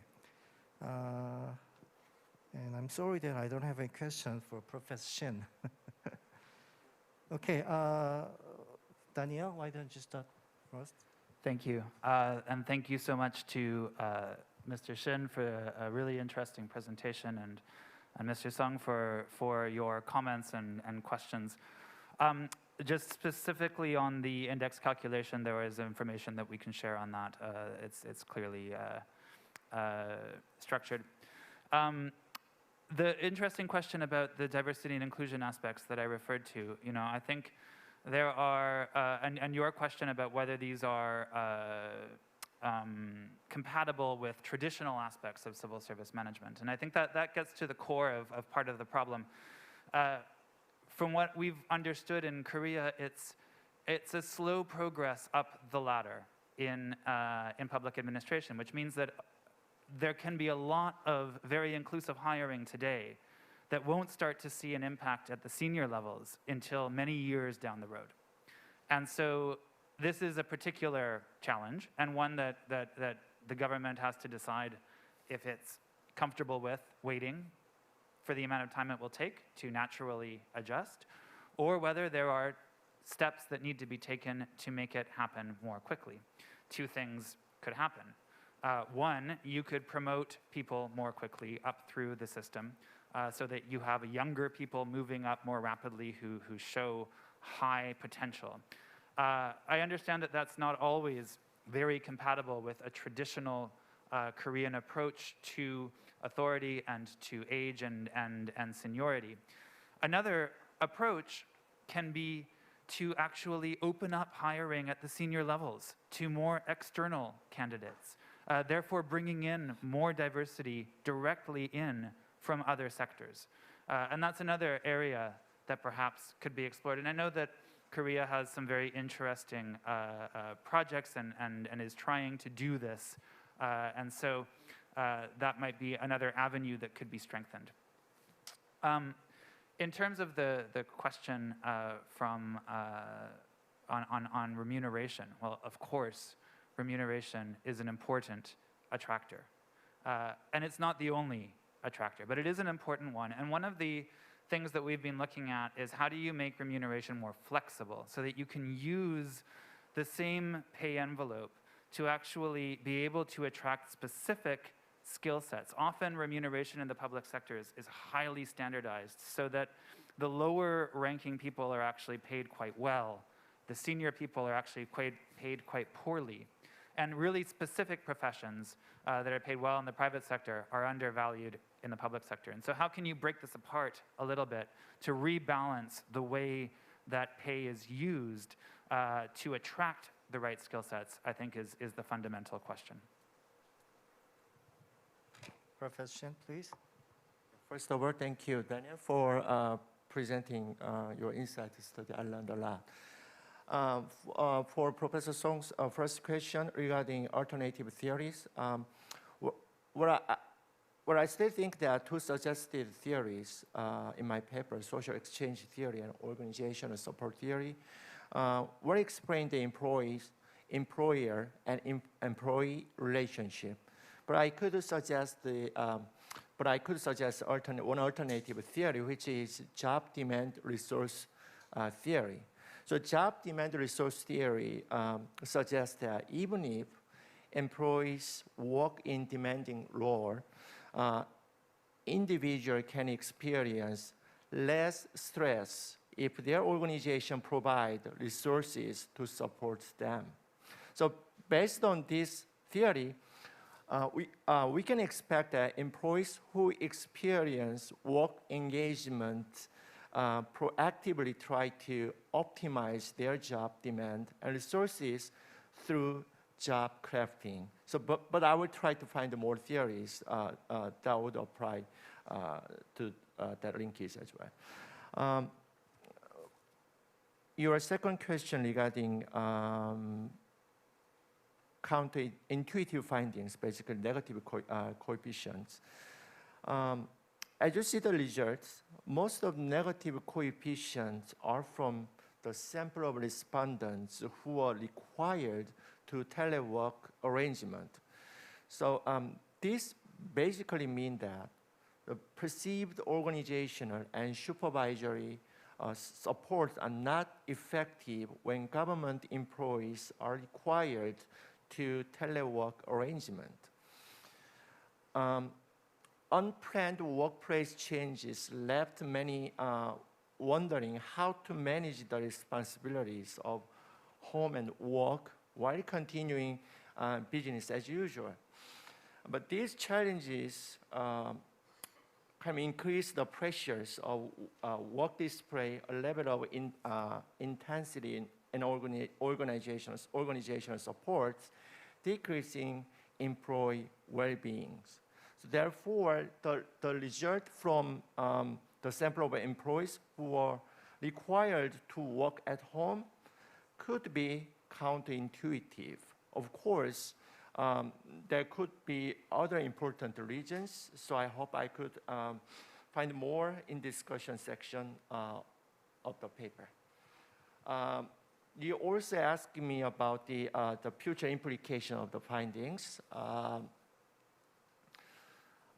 Focusing on the survey data conducted during the pandemic, my research suggests the need to redesign strategies to motivate public agents to engage in agents' mission, especially when organizations and employees experience such external crises like COVID-19 in public service. So perhaps the with Corona policy might be more effective, at least at the organizational level, because organizational and supervisor supports on employee engagements are more effective when employees present at work site. So I hope my question answered your questions. Okay, thank you. Okay, thank you. I think it's already scheduled time has been passed, right? Okay. I'm sorry, we have to stop here. Thank you, Mr. Daniel Gerson and Professor Shin, and for your discussion, Professor Song.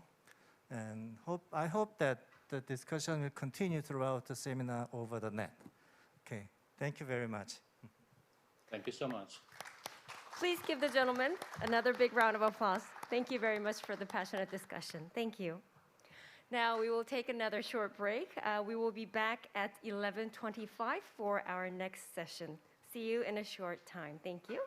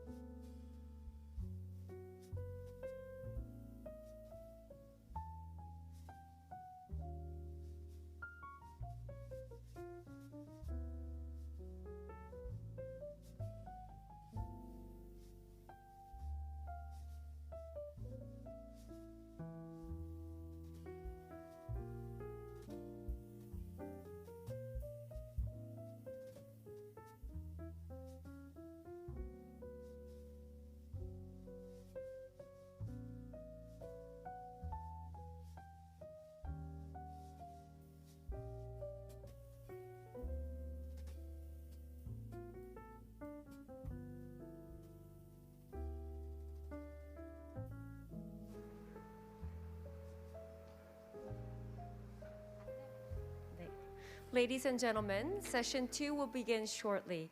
Those of you in the hallway, you're kindly asked to make your way into the conference room and be seated. Session 2 will begin shortly. Please come into the conference hall. Thank you. And those of you who are moderating and participating in session 2, you're kindly asked to come up to the stage. Professor Choi Hong-seok at Korea University, please come up to the stage. And Professor Shadi Hojayev, please come up to the stage. Let me invite Professor Choi Hong-seok and Dr. Shadi Hojayev to the stage for session 2. Please be seated. Thank you.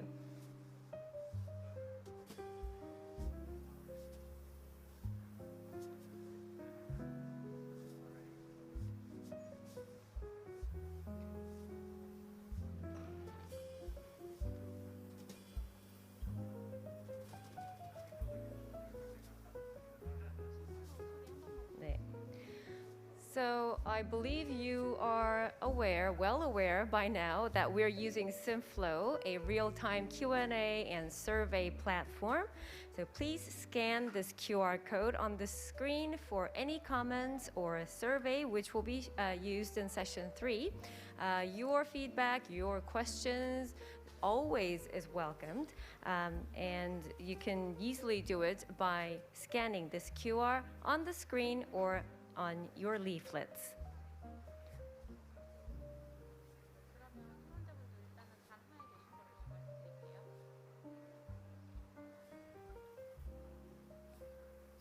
We are about to begin session 2 of the 2021 Global Public HR Conference.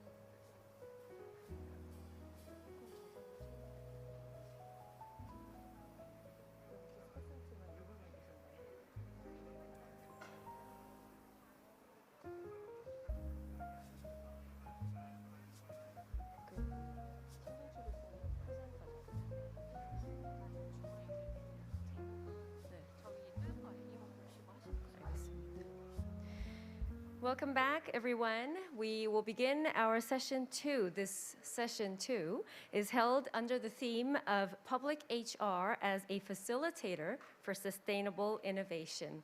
We have with us up on the stage our discussant, Dr. Shadi Hojayev at KDIS. Our first presenter for session 2 is Professor Shim Dong-chul at Korea University. He is joining us live on Zoom. So are you here, Professor Shim? Is he connected?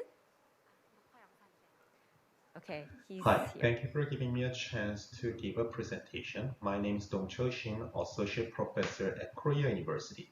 Topic that I would like to discuss in this presentation is potential role of a public human resource management in the context of an agile government.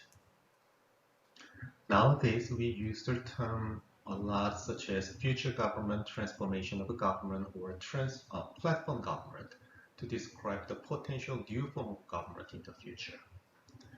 But we seem not to have a clear picture regarding what will be the implication of the future government on public HRM. In this presentation, I will argue that sustaining or enhancing agility will be important in future governmental organizations. I will also argue that the role of the human resource management will be critical in facilitating agility in governmental organizations. We will also examine institutional challenges in sustaining agility in government and we attempt to understand the key mechanisms to create agile workforce. The Agile principle was first introduced or originated from IT projects to replace the traditional waterfall projects. In the waterfall approach, the projects tend to be designed linearly So interaction between client and project team can be limited in that situation. On the other hand, in agile approach of the software development, work will be done in a series of the time-boxed iterations called sprint, and which typically lasts for 2 or 3 weeks. And they will also emphasize the concept of Scrum to emphasize the teamwork or maximum interactions among major stakeholders, namely product owner and Scrum Master and development team. Thus, while the concept of agility was originated from software development, scholars of organizational studies adopted the concept and used it to emphasize the dynamic capabilities of an organization. Studies of both business organizations and government organizations adopted the concept of the agilities, and their context of the term might be slightly different, but core concept will be very similar. For example, both in public sector and business sector organizations, they are emphasizing adaptabilities or flexibilities to adapt to the meeting new challenges or new requirements. At the same time, they are talking a lot about velocities or speed, emphasizing the ability to recognize or respond with the requires speed to new circumstances and events here. And at the same time, especially in the public sector organizations, they are emphasizing innovation or collaboration or visibilities or transparencies as a core concept or features of the agilities, especially in the context of the government sector or public sector organizations. OECD first introduced the concept of agility into the public sector organizations. OECD posited that the agility methods would be important for the public sector to answer the future challenges because governments should or might have to face multiple changes with a high level of the uncertainty. However, the outbreak of COVID-19 precipitated the governments around the world to adopt agility to meet unprecedented new challenges. Fast, flexible, and collaborative decisions with various policy experimentations were observed around the world during this pandemic. Thus, while agility might not be an end itself of government, but agility is needed as a tool to transform public services to solve wicked social problems and to create public values. Professor Hong-Hen Kim pointed out that agility of government can be observed in 3 different levels: team or project level, government agency and organizational level, and governance level. At the team level, agency software development methods were directly adopted in government projects. In 2017, 80% of US federal IT projects were found to be developed using agile method. Adopting the concept of agility, government organizations all over the world have adopted various tools such as policy labs and policy simulation or policy design. Second, at the organizational level, agile tend to be used to denote public sector reforms. For example, governments have adopted soft laws and regulatory sandboxes to increase the responsiveness to environmental uncertainty and not to stymie technological innovation and creativity.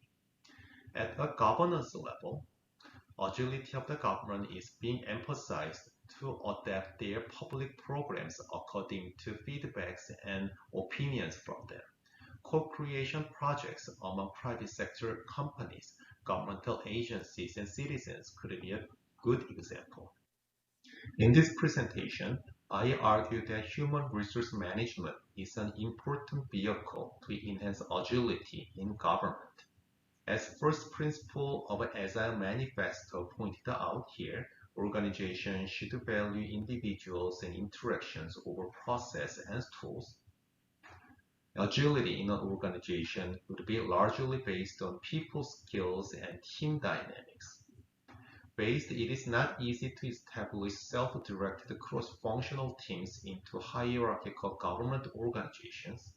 Human resource management agencies should play a critical role as change agents. In other words, the role of the HRM should be transformed from implementing controls and executing standards to coaching and service roles as a talent specialist. Thus, public HR should not only provide traditional HRM services such as hiring, performance appraisal, and rewards, but it also should be responsive to the ongoing changes and requests from employees and agencies. Based on this notion, countries have adopted workforce agility as the public sector reform agenda.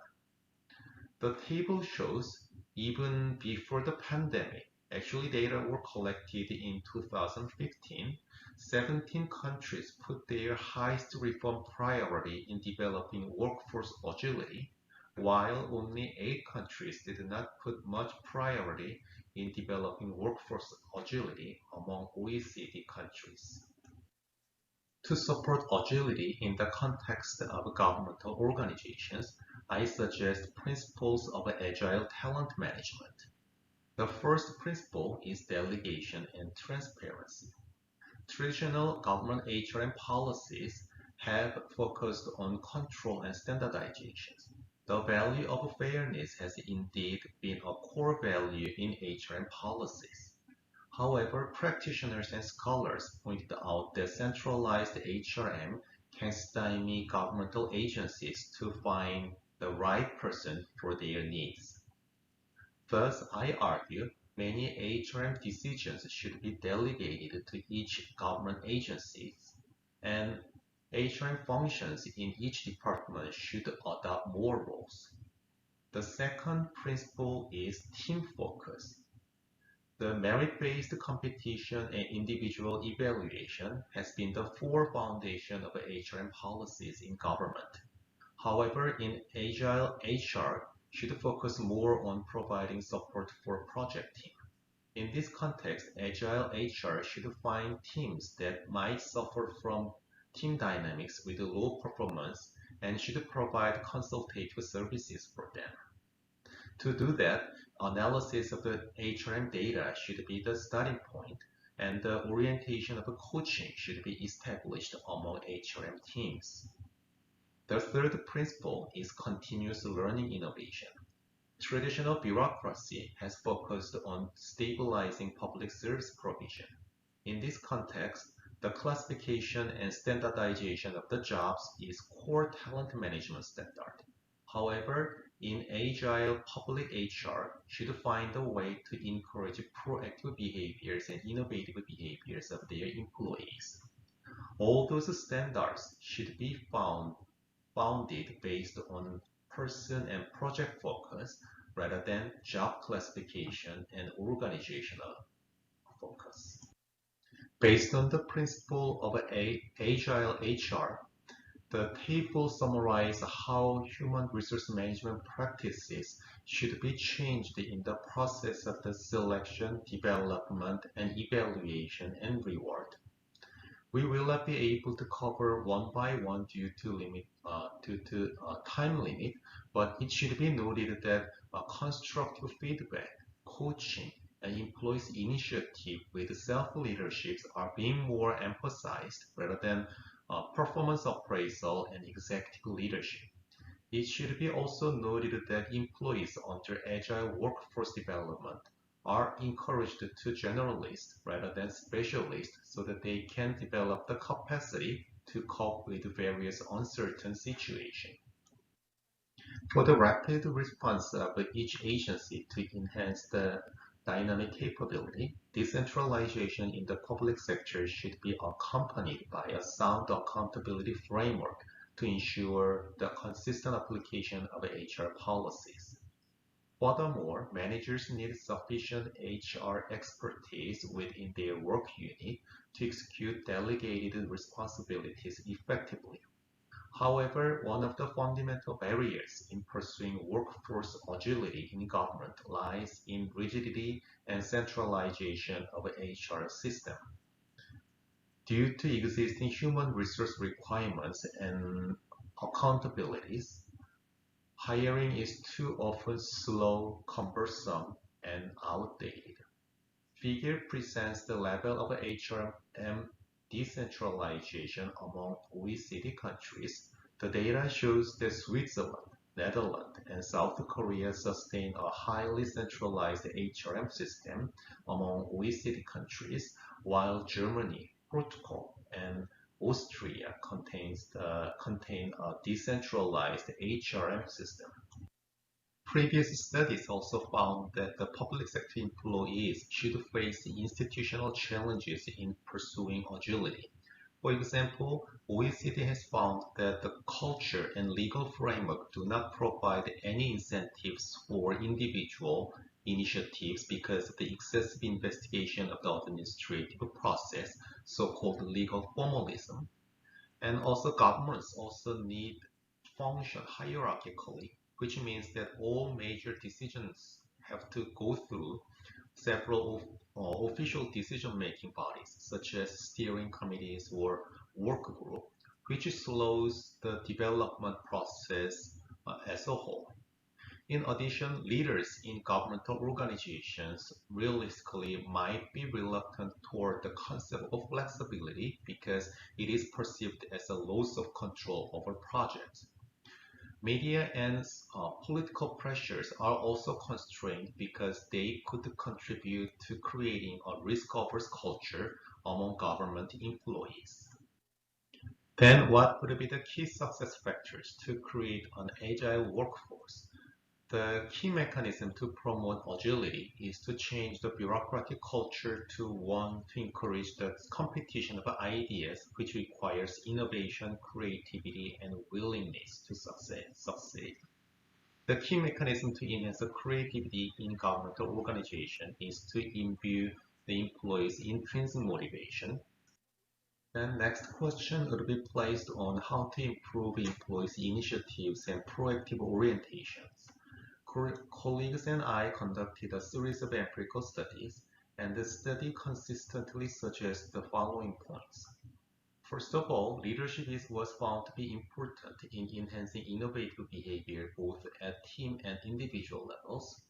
Agility studies have pointed out that top executive leadership or political leadership would be critical in enhancing agility, but our study suggests that the role of the middle manager's servant leadership is particularly important in developing team-level dynamic capabilities.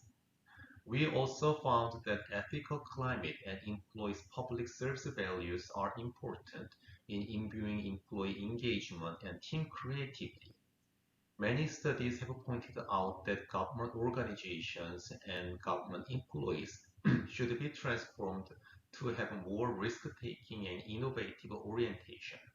However, we found that a traditional ethical climate, as well as employees' public service motivation, could secure employees' psychological safety regarding what to do.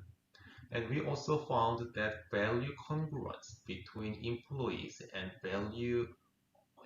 value and organizational culture would be important in enhancing employees' work engagement. Finally, we also found that performance management based on new public management might not be a panacea in enhancing team innovative behavior. In one study, we found that performance management is effective only when there is a high level of the leadership support. In 2019 study, we found that cutback management in government organization can also reduce government employees' proactive behavior. In this presentation, I attempt to examine the definition, trends, and components of agility in the context of government organizations. It should be noted that agility is one type of attribute that government should have to secure the effectiveness of an organization. The government organization is a complex organization that should contain different values such as inclusivity and innovativeness, as well as democratic deliberation.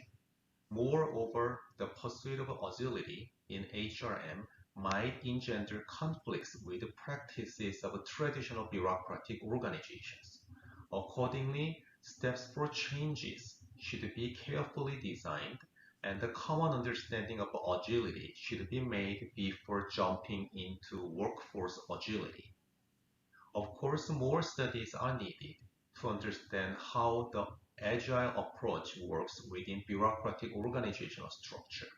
In particular, as we mentioned before, because governmental organizations reside within the legal and regulatory environment, more empirical studies should be conducted to understand what changes occur when agile approach was adopted in governmental organization.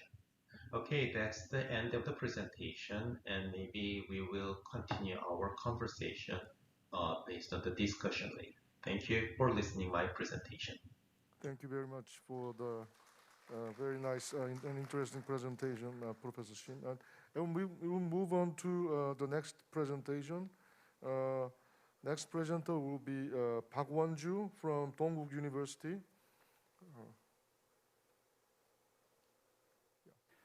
Thank you, my colleagues, ladies and gentlemen. It is a great pleasure and honor to have an opportunity to share my small ideas about innovation with all of you in this conference. This video clip is being prepared for the unfortunate event when I might not be able to participate in the conference in person. So if you are viewing this clip, my apprehension has been materialized. And I would like to deeply appreciate your warm understanding about my not being there with you against my sincere willingness to participate. Without any further ado, let me start with my short presentation. I will not talk about the HR issues of innovation. Instead, I focus on the subject of what governments are capable of doing in order to foster innovations when they sprout out and start to spread. I have been working for Korean government for the last 32 years and have seen a lot of issues related to innovations, some of which great, while others somehow disappointing. My goal today is to show you certain areas of activities where government can greatly influence the pace of newborn innovations. Most of the things I want to show you are cases and some lessons to be kept in mind for those new, promising public sector workers. Next page, please. Before we look into the possible roles of the government, let me talk a little bit about what innovation really is. Is it good or bad? Many people believe it's good because it enhances our way of life and pushes the level of civilization further ahead.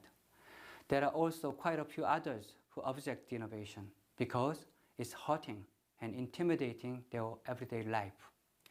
But I would like to think of it as neither good nor bad. The truth is that innovation ultimately means a series of changes that inevitably affect people's life.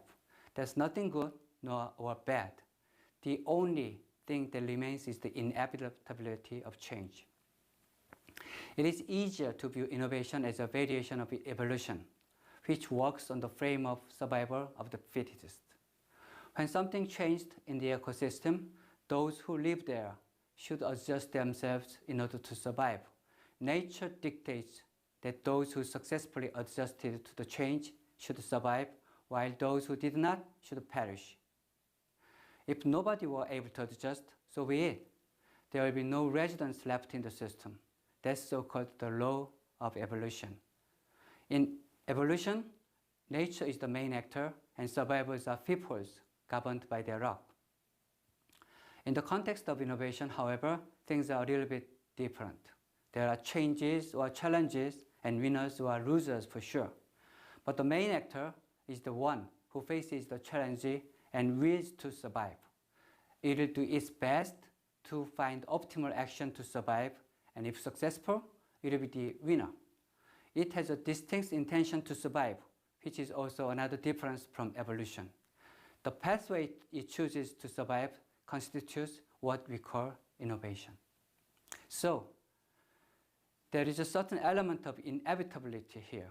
You can intentionally choose not to adjust and stay comfortable in the status quo, but you have to accept the fact that you will perish. For a society, this is quite a political decision. These days, we observe this dilemma every day whenever a new platform innovation emerges. Next page, please. Okay, I'd like to get on with my main task. How can governments influence the path of innovation? I have suggested 5 different categories of the role of governments. These categories, as you can see, while quite extensive within my range of experience, are not all-inclusive or comprehensive. You can suggest whatever you feel suitable as a new level of government in our discussion later on. But as far as I'm concerned, these are what I can suggest. Next page, please. Okay. Innovation is costly and used to have a lot of prerequisites met. In order to have a successful innovation, a set of complex social infrastructure should be ready. Creative and hardworking engineers and researchers, a social atmosphere where new ideas are welcomed, advanced legal system, and regulations that can accommodate even the most outrageous groundbreaking ideas. Free and financially supportive research environment, ripe interdisciplinary cooperation are all needed. Also, the fruits of new technological advances such as 5G super-speed internet networks, fluid collection and dissipation of all sorts of big data, AI, metaverse, and other fourth-generation technologies should also be handy whenever needs arise. Most of these infrastructure cannot be made available autonomously in the market.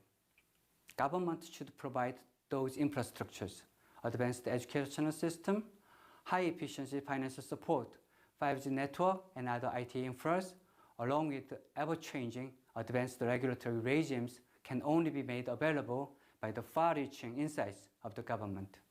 In Korea, domestic reserves of natural gas is virtually none. But in 1980s, government started to build domestic natural gas trunk lines all over the country. And it enabled a new ecosystem where gas-related industries can emerge and prosper. Now, Korea has a nationwide network of natural gas that supplies energy to many power plants, district heating facilities, and also to the households for heating and cooking. And it also enabled the shipbuilding industry and overseas resources development to reach a much higher ground of technology. Of course, there are cases of shortcomings as well. For one thing, the educational system of Korea is continuously being criticized for its inefficiency in educating creative young students into full-blown innovators. The idea of equal educational opportunity and talent-based customized educational design always conflict with each other and make a reasonable solution almost unreachable up until now. Next page, please. Sometimes government can be quite an obstacle for innovation. Public decision-making relies heavily on existing laws, rules, regulations, and criteria, which reflect the prevailing social value system. What if the value system is already lagged behind and more reasonable thought process is required? Then, usually, the government fails pathetically. Let's take an example of an LNG receiving terminal which had been constructed in Korea some 20 to 30 years ago. This terminal had been designed as an artificial island along the coastline of Incheon city. A bridge had to be constructed to connect the island and the city. The bridge was supposed to contain several large-scale pipelines and passageway for trucks to transport compressed natural gas and other materials. The original design of the bridge included a sidewalk for passengers. And then came the National Auditing Board inspectors. They found out that the addition of the sidewalk considerably increased the cost of construction. Naturally, they have advised against the original design, and the sidewalk had to be cancelled. The audit had been praised as a very successful one to enhance the economic feasibility of the project and selected as an example of well-performed audit. Now, what do you think have happened after the construction was over? The residents around the facility, especially those people who live along the seaside close to the facility, became growingly agitated and aware that their safety was intimidated by a large-scale high-risk facility that was no good for their immediate life whatsoever, and yet do not pay any compensation to them. It became very tumultuous, and the people managing the station had to make peace with the residents through frequent visits to the seaside restaurants and bars, and becoming friends with some of the influential members of the local society. And as you can easily guess, those activities are not allowed. Some managers had been arrested, indicted, and served jail terms. Local people were not satisfied at all. In the end, the sidewalk had to be built with additional cost to make it available for the recreational purpose of the local residents. Innovation failed. Cost increased. Nobody happy. Well, traditional accounting rationality did impede the success of a new project. Government should look into a problem from far deeper basis. Mechanically applying existing rules and regulations is not the only way to solve a problem. You should assess the environment and dormant problems in advance and preemptively remove obstacles, and if necessary, change existing norms and lift regulations as well. Next page, please. As I've already mentioned, innovation differs from evolution in that it has a major player who actively chooses to adapt and is determined to survive. In many cases, one's survival means the destruction of its competitors or opponents. That said, innovation even creates many obstacles and opponents within the same community as well. The basic reason for these difficulties is the existence of external effects. Even if the benefit from innovation considerably outweighs the negative external costs, if those who fall prey to the change do not get enough compensation, there should be a lot of conflicts and objections to innovation. One simple way to solve the problem is so-called cause theorem. If the property right is securely established and there is no or minimal transaction cost, the conflict surrounding the external costs can be resolved through the negotiation between conflicting parties. In short, if enough compensation is offered, we can reach an ideal state where everybody is happier. But reality is far from this supposition. Governments, being essentially a political identity, frequently rely on voters' preference, which means that government often chooses to suppress the need for innovation in favor of bigger voter support. This happens all the time.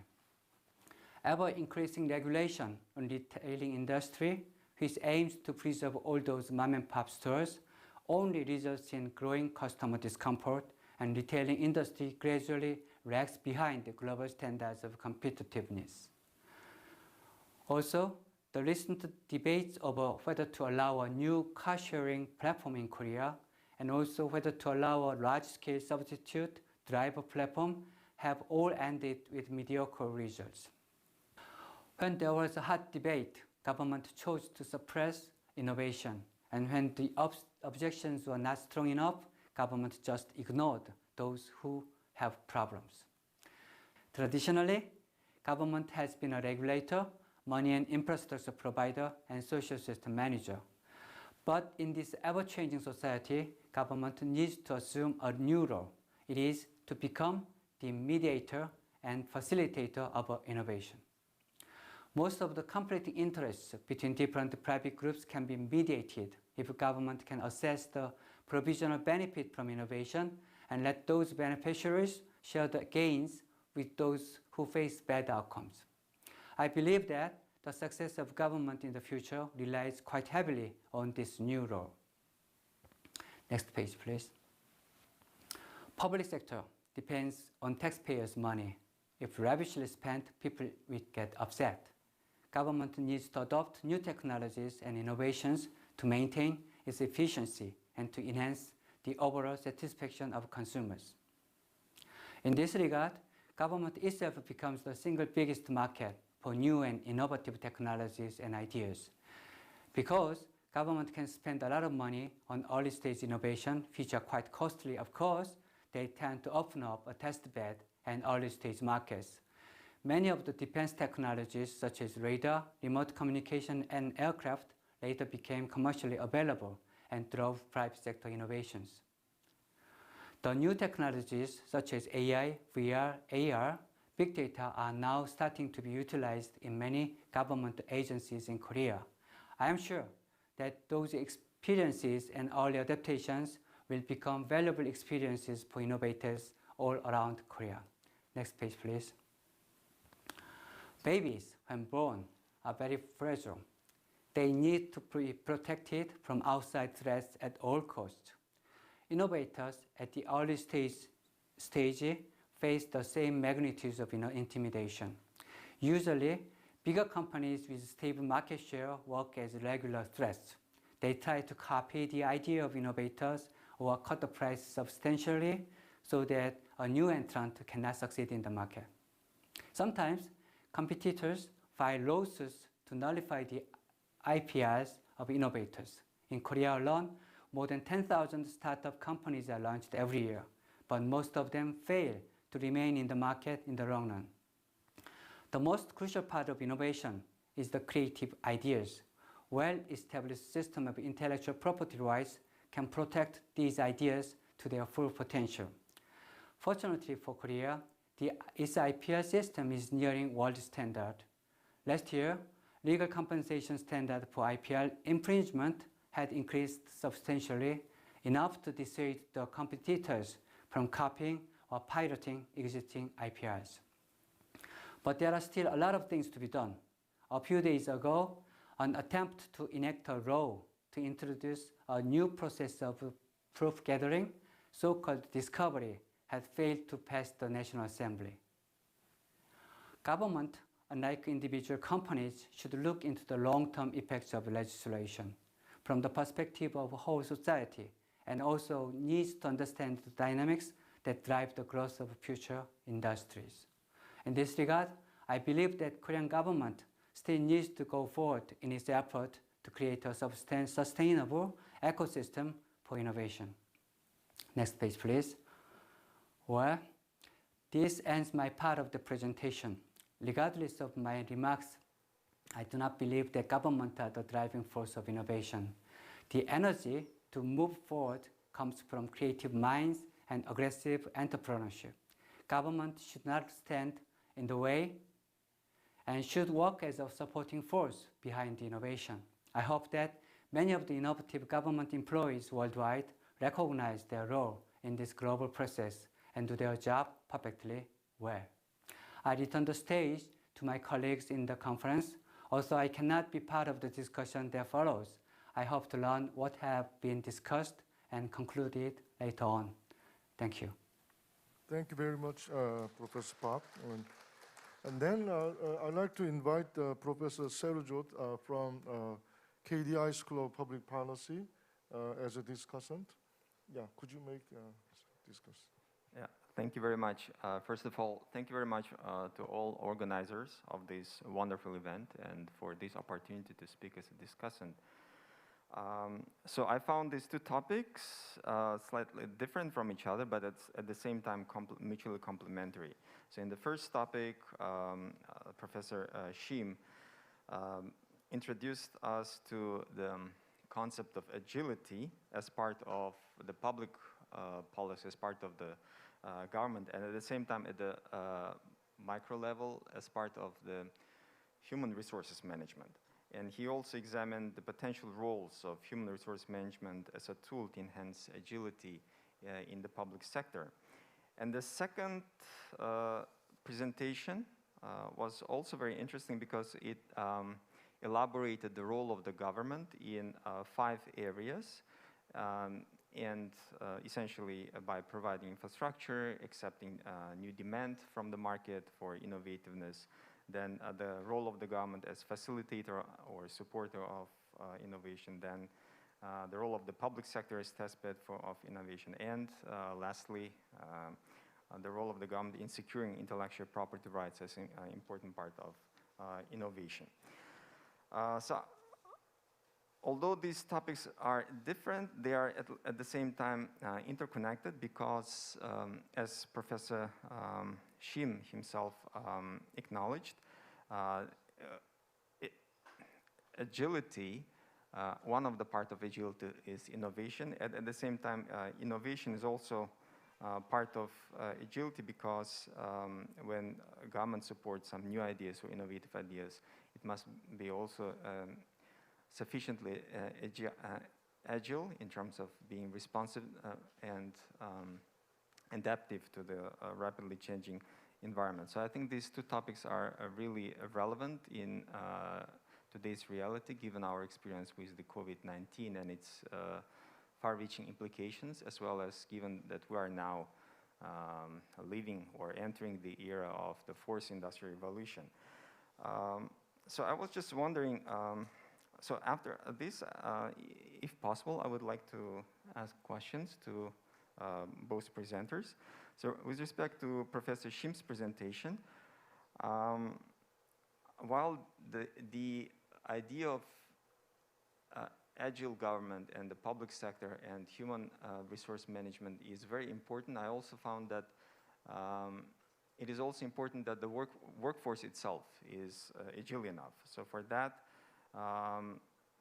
in order to nurture the agile workforce, the education system plays a very important role. So from your perspective, how should the educational system be reformed if it has problems? Because Professor Park also mentioned that, for example, Korea's education system has has been known as not being quite effective in being responsive to innovation. So in short, so your opinion about the role of the education system in creating and supporting agility in the public sector, and if there are any problems, how they should be addressed. With respect to the second presentation about the role of the government in the pool of innovation.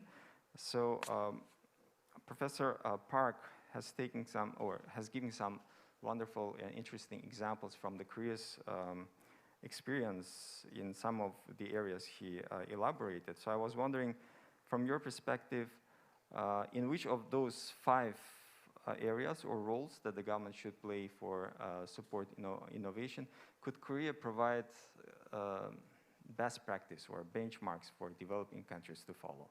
I know that in each of this area there is something to provide, but from your perspective, in which of these areas Korea is especially successful in providing lessons for developing countries to follow, and if there are such lessons, it would be wonderful to hear your opinion about that. Thank you very much. Okay, thank you so much. We still have about 5 minutes to go, and then I have collected some questions from the floor. It's online. It's an application of new technology. And then this is my first time to see to collect questions like in this way, and then I have one question actually, which goes to Professor Shim. It is recommended by some colleagues as well. You mentioned about the open selection to increase the agility of the public sector, the HRM. And then the question is, how if there is a political intervention to the open selection, how can we overcome such political kind of forces to intervene the open selection? Could you? And then I have another question from the floor. I think that this goes to both of you. And then the question is, the influence of COVID-19 on the performance of government employees. It goes like this. It is a question from a student from Indonesia. It says, most cases in my country show that during working from home, employees who have children that also have to do online schools needs to juggle between work and responsibilities as parents.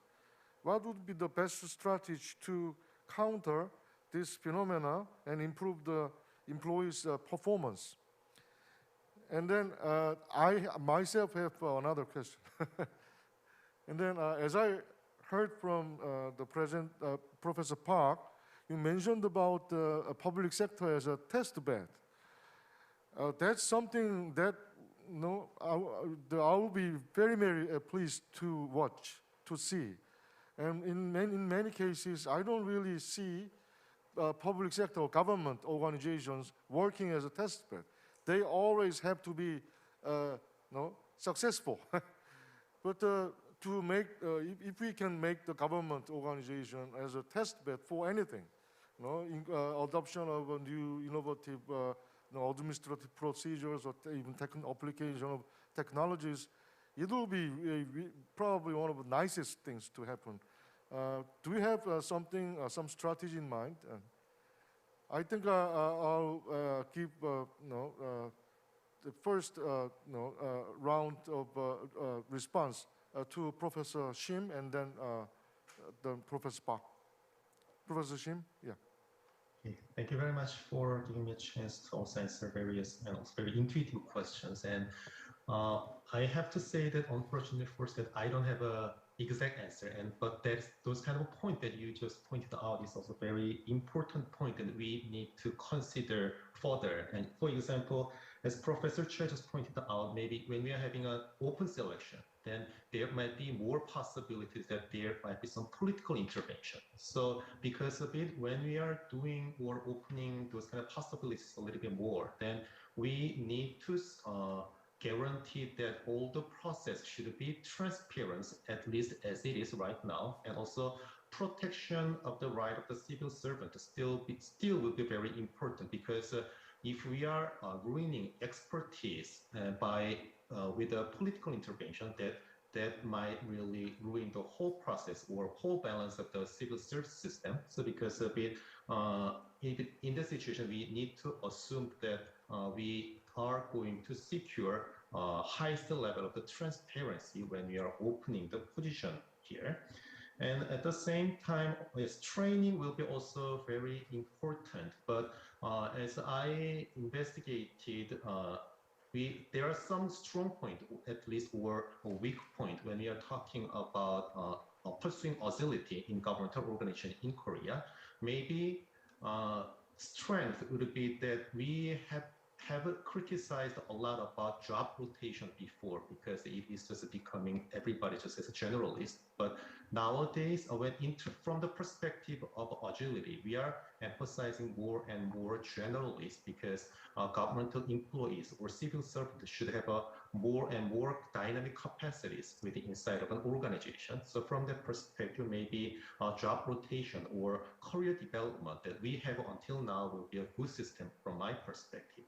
But at the same time, to enhance the agility inside of an organization, more on-the-job training, on the team level training or team dynamics will be facilitated a little bit more. But those kind of training or education, we do not have that much from my understanding. So maybe MPM, also our training programs need to focus on a little bit about those kind of new programs for team development, and also the team training, and also on the job training just a little bit more. And also about COVID-19, I observed our previous presentation, and they also pointed out that impact of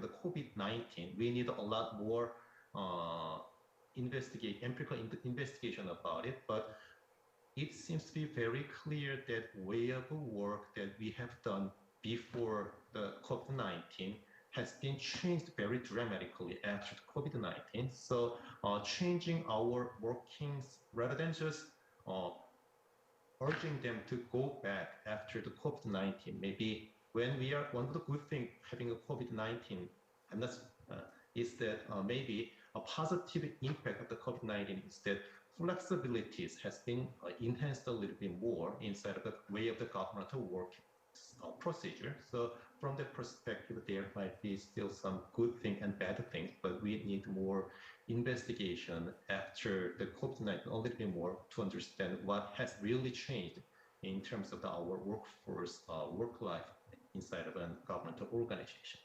Okay, that's it for my answer. Thank you very much. Thank you. Professor Park, do you have some response? Okay, thank you. Initially, I did not think that I might be able to participate in this meeting, but luckily, I have been able to squeeze into this Zoom session from a remote place in Seoul. Thank you. And I would like to thank you for your nice flowing conference and also a lot of nice questions to me. Let me just briefly answer those questions. First, Dr. Sherzod, you have given me some question about the best practice I can recommend to the developing countries in terms of innovation from Korea's experience, maybe. One of the things I might be able to give advice to our neighboring countries is that developing countries has a lot of examples that precede their current situation, but became history in other countries, like Korea or the other OECD countries. In case of Korea, in 1980s, something called the industrial restructuring of core industry has been strategically pursued by the Korean government. It was not unprecedented because by that time in England, the Thatcher government are facing a lot of conflict with the coal miners in England. The coal demand is decreasing, their wages going up, and the industries was a whole mess and did not produce any economically feasible outcome. But the industry persists, and they have to put for a lot of public money for the maintenance of that industry. So that became a political conflict. But at that time in Korea, it was nothing in Korea. Korea's coal industry was prospering, and we know that it can go on for like that for a couple more years. But at that time, Korean government have seen England's case and decided to pursue the restructuring and phase out the industry. So what happened is that because also we do not have the problem at the time, because we knew the problem will come to us, we started to pour money into that industry and started to squeeze down the industry without any of the major conflicts. Of course, there are small details of conflicts, but because of that, Korea has been able to introduce new industry into Korea and also give away the already shrinking industry further ahead. That kind of experience gives us the point that you can learn from other countries' experience what will come to you as a challenge and prepare for it in advance. And another thing is that because countries become increasingly more legally bound in terms of government officers' actions and rights. When we are on the developing stage, the government officers have a lot of jurisdiction and a lot of power to do whatever they believe is correct. But as the country advances, their way of doing has to be more complying with the existing systems and laws and everything that surrounds them. So, for example, in Korea, I think that we are already past that phase of fast decision making. Government officers should abide by all those procedures, even though their intention is pure and correct. They should not do everything on their own. So if they work very fast with only their decision-making ideas, without any consultation and without following all those rules, they might face something called abuse of power, and they commit felonies. So before our neighboring developing countries come to this stage of maturity, they have to do all they can do. Of course, they should be right and correct in very high speed, which has been called agility by Professor Sim. Okay, and about the influence of the COVID-19 on government employees by Professor Choi. I have been in the government by the time COVID-19 has been broken out. And I saw a lot of things, but one of the things I have to mention is the seclusion of government employees from private sector. They cannot go to marketplaces, they cannot go to the users of the government activities and government policies. So it became very difficult for them to grasp what's going on in the market. So it became more difficult. On the other hand, there came another possibility. Because nobody can meet anybody, they should go to the internet and they should meet a lot of people over the net. And it opened up another sphere of government activity. Those unattended meetings and also new technologies such as the metaverse and these kind of remote meetings. And it became evident that government employees became more open to new technologies.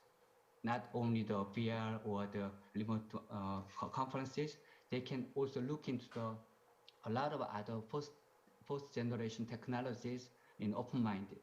So I think that the COVID-19's impact on the innovation and the behavior of government employees is kind of mixed.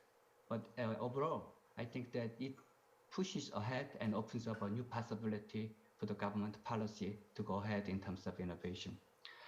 Last thing, the test bed issue and the strategic direction of the government about that. Up until very recently, Korean government's role in terms of fostering the innovation through becoming a test bed has been very limited. It's true. But we have some list occurrence with Japan. It is called the export regulation.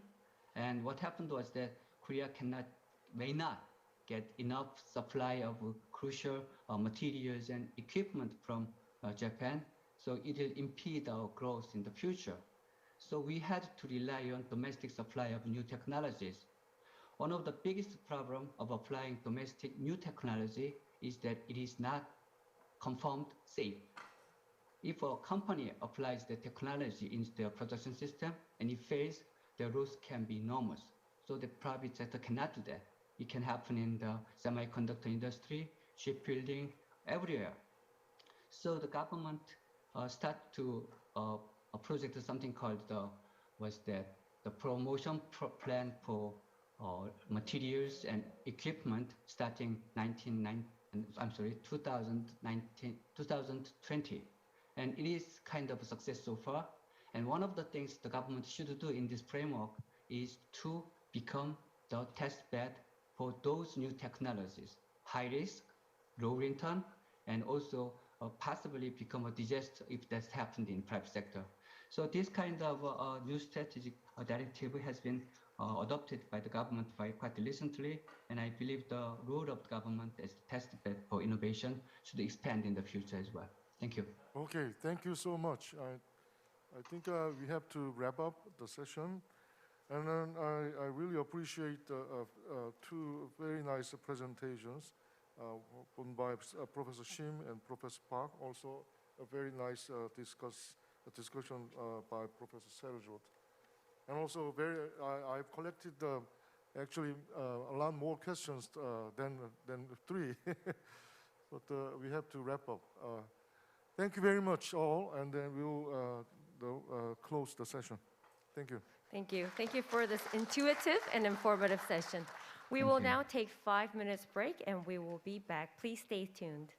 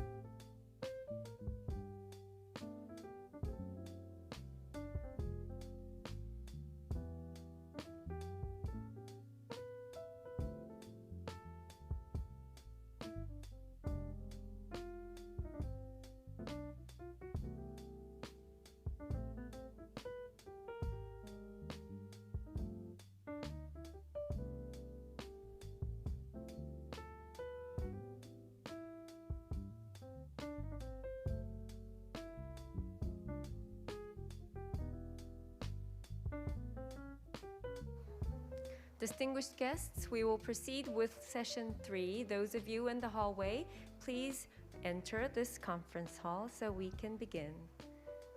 Ladies and gentlemen, we will begin session 3, so please enter this conference hall for us to begin the session. Session 3 will begin shortly. Please come into the hallway and take your seats. Thank you.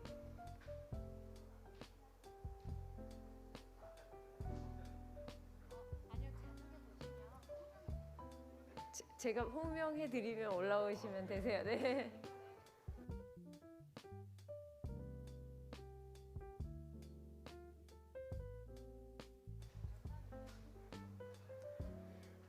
Distinguished guests, ladies and gentlemen, session 3 will begin shortly.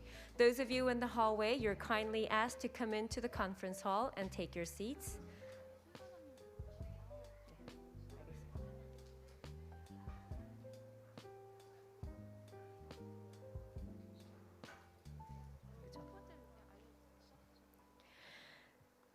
Welcome back, ladies and gentlemen. Let us now proceed with our third and last session of the day. This session was planned to share the endeavors in the public HR sector. For session 3, a survey is underway on Symflow, so please log on to Symflow using this QR code on this screen, which will appear soon, or on your leaflets for your valuable input. We have 3 speakers in this session. First is Mr. Shin In-chul, Director of International Cooperation at the Ministry of Personnel Management. The second speaker is Professor Yoon Woo-jae of NHI. And the third speaker is Mr. Kelvin Tan, Director at the Singapore Civil Service College, who will take part via Zoom. Our first speaker for session 3 is Director Shin In-chul, whose presentation is titled New Digital Technologies to be Adopted in Korean Civil Service HRM. Please give him a big round of applause.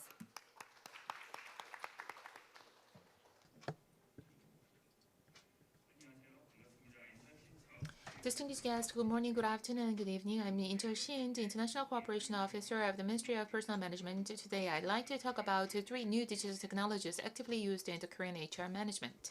The first is HRD, Intelligent Open Platform.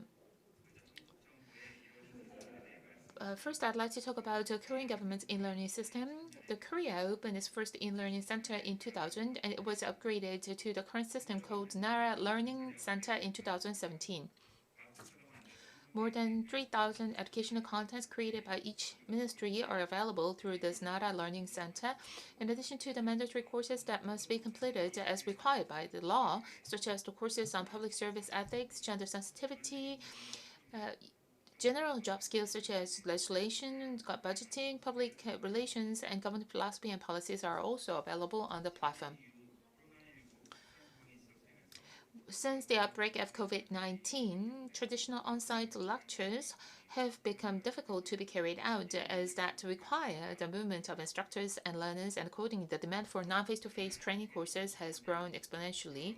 In addition, public officials can easily access high-quality educational content throughout various online open platforms anywhere in the world.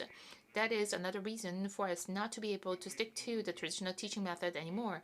In the past, the public officials' education system only offered contents created by government departments, but now it is possible to easily access the latest educational contents and information from around the world through private platforms such as YouTube and Google.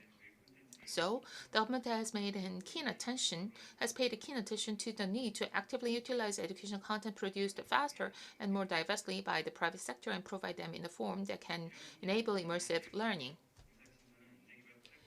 In response to these changes in the environment, the Ministry of Personnel Management has built a next-generation e-learning system called HRD, Intelligent Open Platform, which provides a stable online learning environment for public officials, encouraging non-standardized learning that connects work and study, and providing a variety of public and private learning resources. We aim to build more efficient learning environment based on this online platform. As for the key features of the platform, it promotes free communication to encourage learner participation and communication. For example, if individual public officials share content they would like to see with their colleagues on the internet, such as YouTube or TED on HR the Intelligent Open Platform, colleagues and co-workers, other public officials can communicate by commenting on the shared content or both.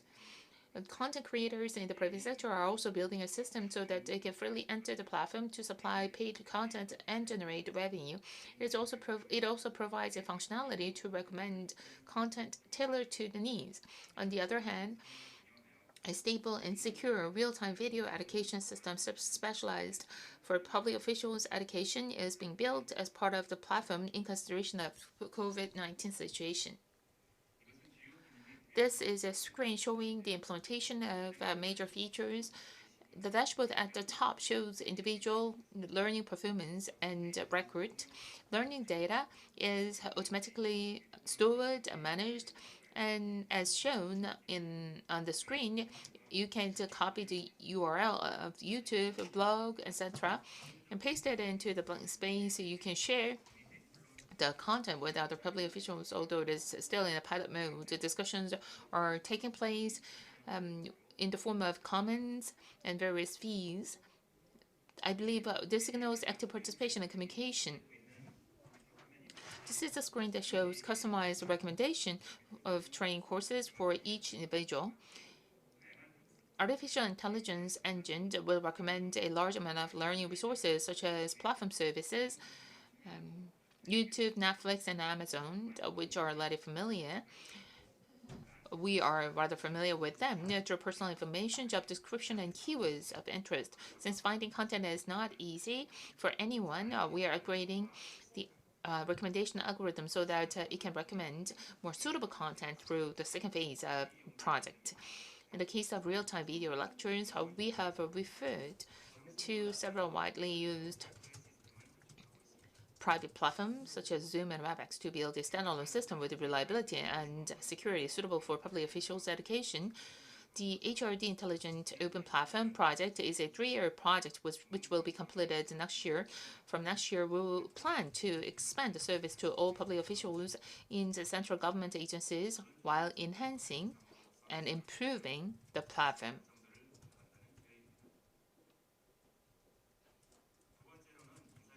Then let me turn to the Intelligent Talent Referral Service run by the Ministry of Personnel Management. The Ministry of Personnel Management has been operating the National Human Resources Database since 1999 as a national personnel information or public official information management system that collects and manages information on candidates for public offices. This database contains talent information such as academic background, qualifications, and careers of approximately 310,000 people, including national public officials at grade 5 or higher, local government officials at level 4 or higher, university assistant pastors or associate pastors or higher, and professional certificate holders. Agencies can use it for personnel management purposes, such as the selection of committee members, candidates for open positions, and heads of public institutions and executives. The talent referral using the Intelligent Talent Referral System is initiated by each ministry requesting the Ministry of Personnel Management or directly accessing the database to search.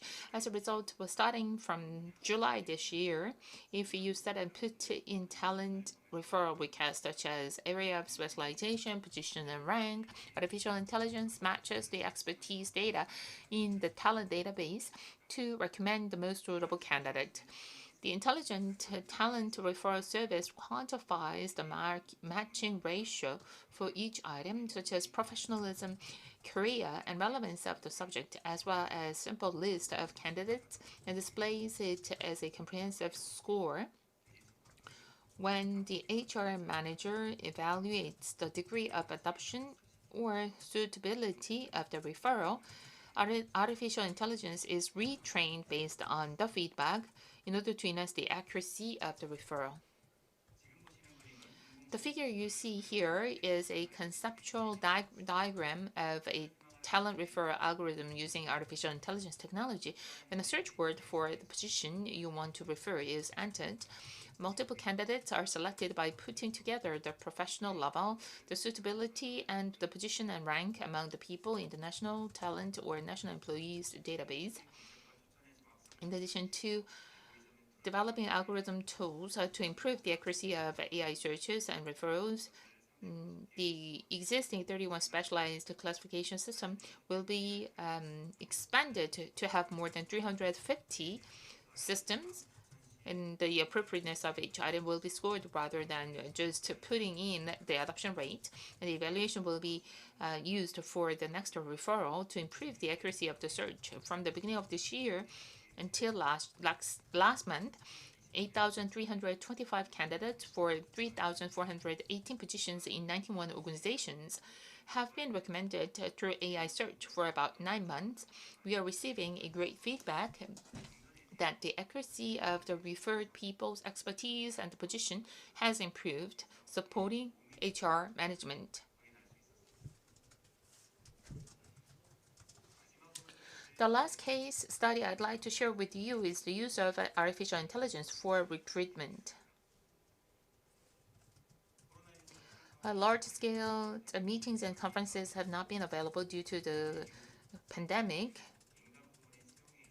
And one of the recent trends in the public and private sector recruitment in Korea since last year is artificial intelligence technology, digitization of the hiring process, and non-face-to-face interview.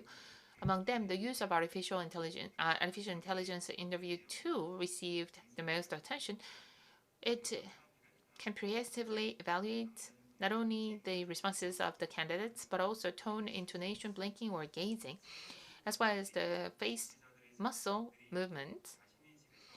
Large corporations such as Samsung Group have adopted online recruitment process, allowing the candidates to use computers in their homes. This trend has spread thanks to the demand from companies to take larger scale recruitment. These companies have to go through a larger scale recruitment process, and the favorable acceptance by job seekers for the use of digital technologies such as artificial intelligence. The digital tools used in the Korean government civil service recruitment process are, as you can see on the screen, first in terms of informing recruitment process, the Ministry of Personnel Management and each department and local government provide information through online portals. In some ministries, digital tools are used to verify submitted documents such as self-introductions, and computers are provided for the convenience of candidates with disabilities. In the written test and video conferencing is done for those who are in self-isolation due to the pandemic. So digital technology is being used partially and complementarily.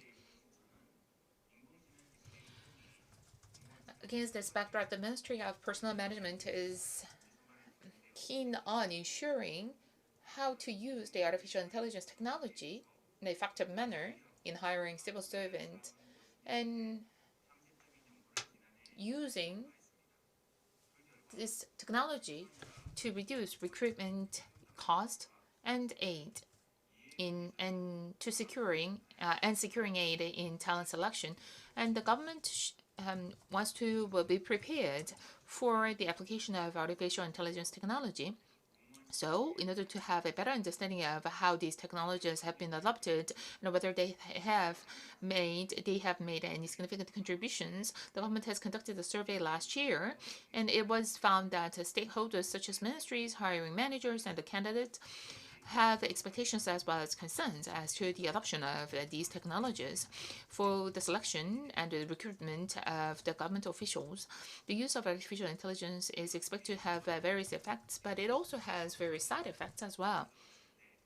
Given the maturity of the technology, the role of traditional interviewers would not be completely replaced by artificial intelligence or other technologies. However, at least, this new algorithm as well as the technology can provide data-based opinions that can be used as a reference for the interviewer's judgment. And the research team, including engineers, predicts that by 2045, artificial intelligence technology would be used in almost all the recruitment processes. In the meantime, the government has to prepare for and consider the introduction of artificial intelligence technology into the recruitment of civil servants by laying out the legal framework for the introduction of artificial intelligence technology along with the reform of the overall recruitment system. It would be desirable to discuss the issues necessary for the management, such as the purpose of data use and responsibility issues due to the technical errors, other than the use of the artificial intelligence itself. So this concludes the introduction of the 3 latest technology cases that are currently being considered or used by the Korean government for the civil service personnel management. We have such a still room for further improvement. That is why I'd like to ask for your interest and support. Thank you very much. A big round of applause. Thank you. Next, we have Professor Yoon Woo-jae, who will present his talks under the theme of the advent of the metaverse era and the future of HRD, a new learning space and experience for the MZ generation. Please give him a big hand. Thank you. This is Woo-jae Yoon, professor of NHI. I'm honored to be here with a wonderful participant. Today, I'm going to share my experience, knowledge from the metaverse that I applied in my online training program. The picture that you see on the screen is actually the future smart city for responding climate change and aging society in 2030. That was actually designed and built in metaverse for MZ generation in my training program. There's a really cute metaverse there. So you might wonder why we need metaverse in online training for MZ generation. That's the main key topic of my presentation, and how I apply it in metaverse to the training program. And also, I was wondering, is it really effective if I adopt this new technology in online training? And actually, I proved it. It has significant effective. And then lastly, the lesson I have learned. So I'm going to share these topics. Due to the very short period of time for presentation, I would like to share conclusion at first. Actually, the metaverse in online training has statistically significant effective to MZ generation. They are more likely to pay attention and be satisfied and committed, feel worth to learn, and willing to recommend others. So, from my conclusions, we are facing new era from metaverse, and this new technology will change our traditional training program, and it's going to innovate it. So before I move on that, I would like to explain the metaverse. What is the metaverse? It is, you might never heard before, or you just wondering what is the metaverse. Actually, literally the word metaverse is just beyond universe. And according to the ASF, the definition of metaverse is convergence of virtual enhanced physical reality and physically present in the virtual space, which is very hard to understand. So to help you understand, I explain the types of metaverse. It's going to help you what is the metaverse is. The first type is augmented reality. You might have played before Pokemon Go. Even Battleground is one of the type. The second type is mirror worlds. It's also very popular types. We use Google Earth to find route. The third is live logging. Is you might unfamiliar with that. And actually, it's wearable devices like Nike Plus. So you could compete your previous record and virtually. That's the live logging. And the last is virtual world. That is recently highlighted in Korea, I think across the world. So that was Minecraft, Roblox, Jupyter is one of type. So, and actually the last type is the one I use online training program for the MZ generation. So now you might come up with many questions. So I'm going to answer that question. Why we need metaverse on online training? Why? Because MZ generation is a living metaverse. Metaverse is their life. They just said numbers. They are, spend time more than 10 hours a day for playing game, watching video, and social network. I think you are the MZ generation. And in the break time, you always, you are playing with your smartphone. So, and surprisingly, they could not focus how many minutes? Not minutes, seconds. They cannot focus less than 12 seconds content. What is amazing? And also they do not read a book, and especially the printed paper. How many minutes? Less than 9 minutes a day. So what problem bring to us when it comes to online training? Zoom is tiring and boring. Why am I here on online training? Yes.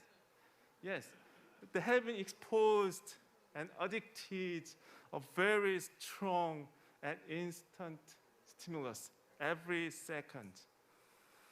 And I'm very happy to see your, real face. I hope on the Zoom online they are not some of fake face and they put in the screen.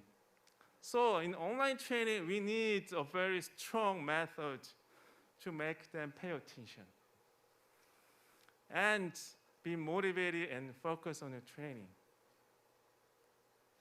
Second is, it's really hard to make them understand some concept idea discussed in online training.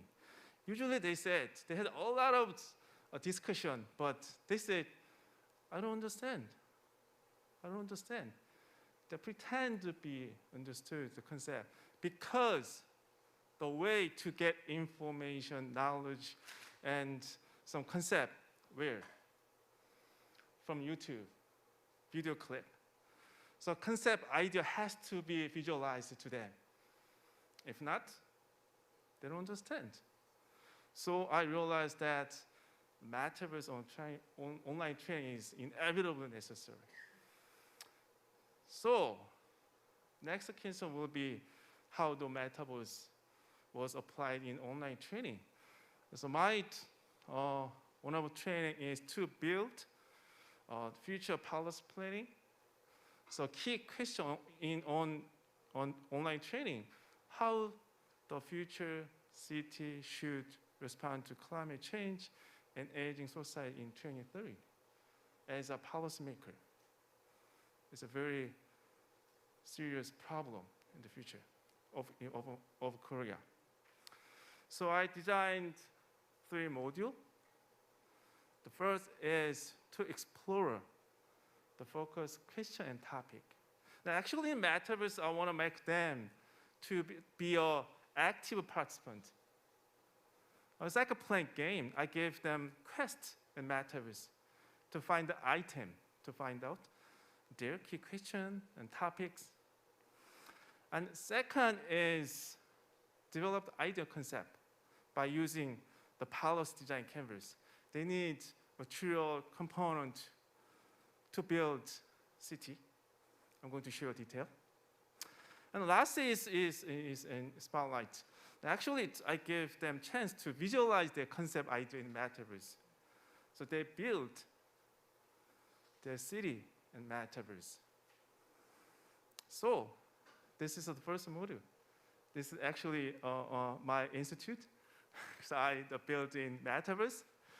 So I actually give them items, hidden clues to find what is the topic and the key question of my training program.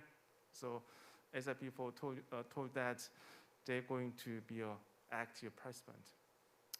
The second is, we had a lot of discussion in team, in groups. What we need to build smarter city. We need goal.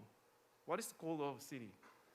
We need key stakeholders, right, to appreciate, to collaborate. We need key resources to be obtained, key function, conflict management, and policy analysis. So this is highlight. This is one of the masterpieces built in Metaverse from my MZ generation. They call it self-sufficient smart city for climate change and elderly. Actually, there's a left, there's a smart park, and the white building is for the elderly. With if you still look at the dark black small cute dot, that is actually AI robot to care the elderly. So we had a great training program. And at that time, I had come up with one question. Is it really effective? It's just fun? If not, a waste of time and money and resources. So I really want to do some proof hypothesis that Metaverse is effective or not. So I asked them twice. They are newly recruited public officer at 5 level, and they was asked 2 times before without Metaverse in online training. Then after with Metaverse training with me, and the question item is learning motivation and effectiveness developed by Kelly. So I did some statistics analysis. So as I mentioned that Metaverse online training to MZ generation, is really significantly effective, and it has significant difference between groups in terms of attention, relevance, satisfaction, and the commitment. NPS, it is recommending others. But unfortunately, there's no significant difference in goal achievement. That is, I have to research in the future. So that is what I've learned from my online training. Metaverse online training to MZ generation is absolutely effective. But there's a there's a fact that you should remember, that why we need Metaverse online training. You should define. There's a different kind of Metaverse, and if you do not define the objective, Metaverse will destroy your online training. Just making fun, that's all. And second is how the Metaverse could be aligned or applied in a specific content in the module. You should design that. And I think the last is the most important part. Everyone that involved that online training program should know how to use it, which means that require digital literacy. If not, you cannot adopt that training program. Okay. Thank you for listening to my presentation for a very short time. And I apologize not taking questions, so going to give you my email address. Please be free send me email. I'm going to be answer the question. So thank you for listening to my presentation. Thank you. Thank you. Thank you, Professor. It was very informative and interesting, I believe. Next, we have Director Tan, who will present his speech titled Digitalization in Learning and Development. Please turn your attention to the screen.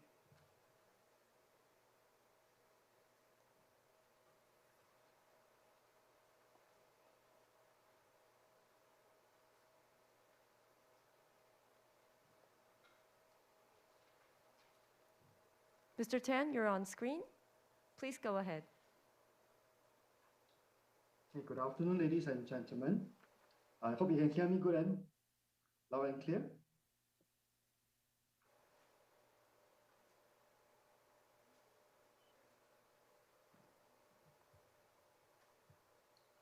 Just a sound check. Can you hear me loud and Yes, clear? yes, we can hear you. Okay, thank you so much. Yeah, so this morning I think we heard from various speakers that we are living in extraordinary times. COVID-19 pandemic has actually disrupted our lives and at the same time presented the impetus to accelerate digital transformation at all fronts, across countries and all sectors. And today I would like to share with you our digitalization journey at the Singapore Civil Service College, in particular, our effort to make digital learning work for us. So a bit introduction on the Civil Service College, or CSC. We are the central learning institution for the public service that is responsible for the capability development of more than 150,000 public officers. We deliver over 1,000 formal training programs across 15 functional areas, such as digitalization, human resource, public finance, communication, and leadership. And it's really with the aim to equip our officers with the capabilities to deal with the current demand and challenges, as well as to be future ready. Our digitalization agenda started at the national level. We call it the Smart Nation Initiative, which was launched in the year 2014. Our Prime Minister, Mr. Lee Hsien Loong, emphasized on the need to use technology comprehensively to create new jobs and new business opportunity, and to make our economy more productive and our lives more convenient. Building a smart nation is a whole of nation effort, which is made out of three key pillars: the digital government, digital economy, and the digital society. In this presentation, we will discuss more on digital government.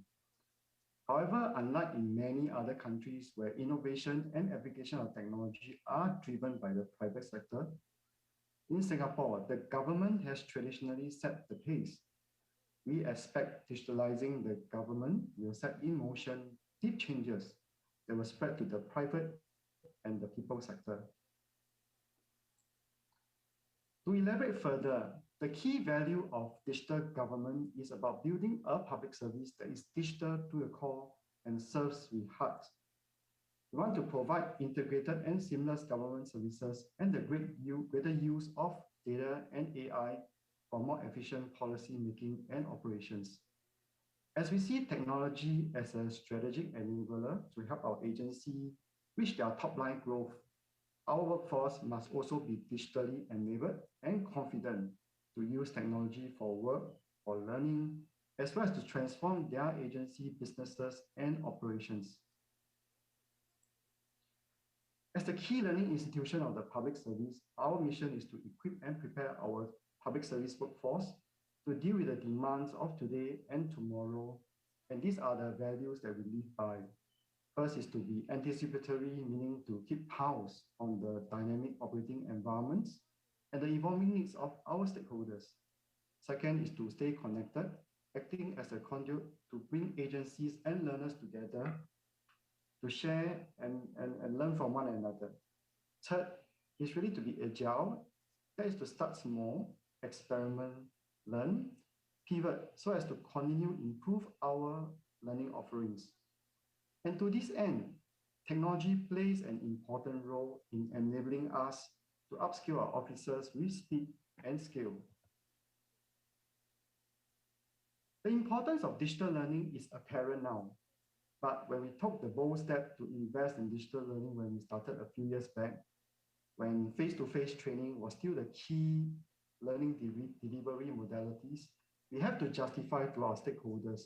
And this was what we said.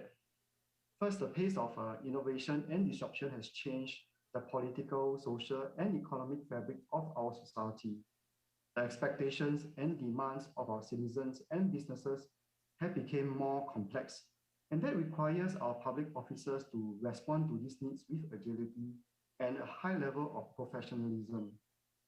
Digital learning has become an important avenue to equip our sizable public public service workforce with the core knowledge and skills in a fast and efficient manner to deal with these challenges. Next, the boundary between work and learning is increasingly blurring, and a number of worldwide studies concluded that learning in the flow of work has gained importance in recent years. Our experience also tells us that it is increasingly difficult to bring officers out of their regular work to attend trainings. Therefore, digital learning provides a way for public officers to learn at the moments of need, anytime and anywhere. Lastly, beyond today's work demand, officers also need to keep pace with the development in their functional areas and emerging skills that will prepare them for future works. They can capitalize on the right mix of curated digital learning opportunities for continuous learning in order to stay relevant. So government and organizations worldwide experienced the greatest disruption in the last 18 months. COVID-19 has changed the way we work and learn. Once upon a time, digital learning was a complementary option for training, but with the lockdowns and the closure of offices and schools, digital learning has slowly becoming mainstream today. And we do expect that it continues to remain important in the COVID endemic world. In CSC, our first tranche of digital learning transformation started in the year 2016. We launched our Manager First app to help our newly appointed managers pick up relevant skills as they transit into their new roles. Encouraged by the positive feedback, we started a series of digital learning proof of concept in the year 2017 to learn about what it takes for us to develop and deliver digital learning at scale. We look at areas like learners' preferences and behaviors, how to go about content creation and curation, as well as digital platforms, the features and functionality that will enable us to deliver digital learning. With this learning, we start building our first whole of government learning app known as Learn in the year 2018. We launched the beta version to some 80,000 public officers in November the same year. In 2019, we continue to develop new features and functionality on Learn and expand our reach to some 130,000 public officers to access bite-sized learning on the go. Last year, due to the closure of physical classroom, we brought forward the implementation of Learn digital classroom service to enable virtual classroom training. And just a few months ago, we launched the Learn Tenancy service to enable public agencies to deliver staff training that are contextualized to their agency business and operations.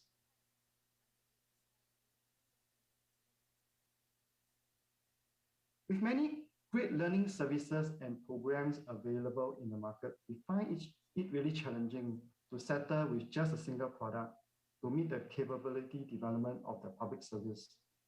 One key strategy in developing our digital product is taking an ecosystem approach, which is essentially a combination of smart sourcing, curation, and integrating the best of what the market could offer to deliver the best learning opportunities and experiences for our learners.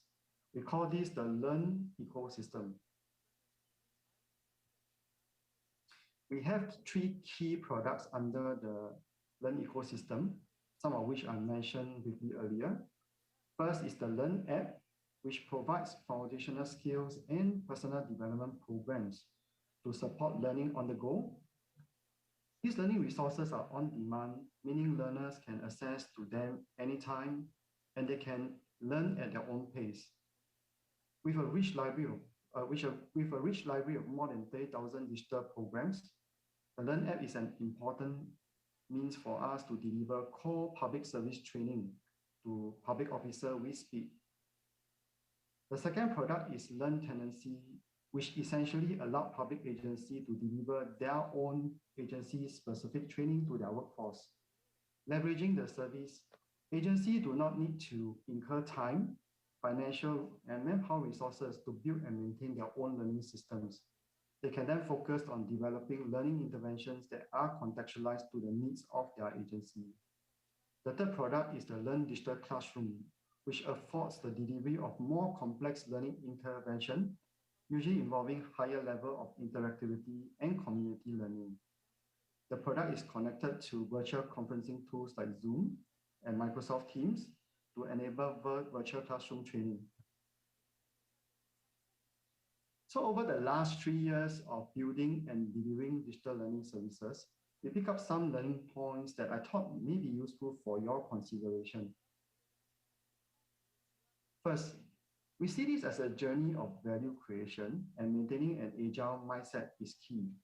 When we started in 2017, we were newbies in this field with no digital product development nor digital learning design capabilities.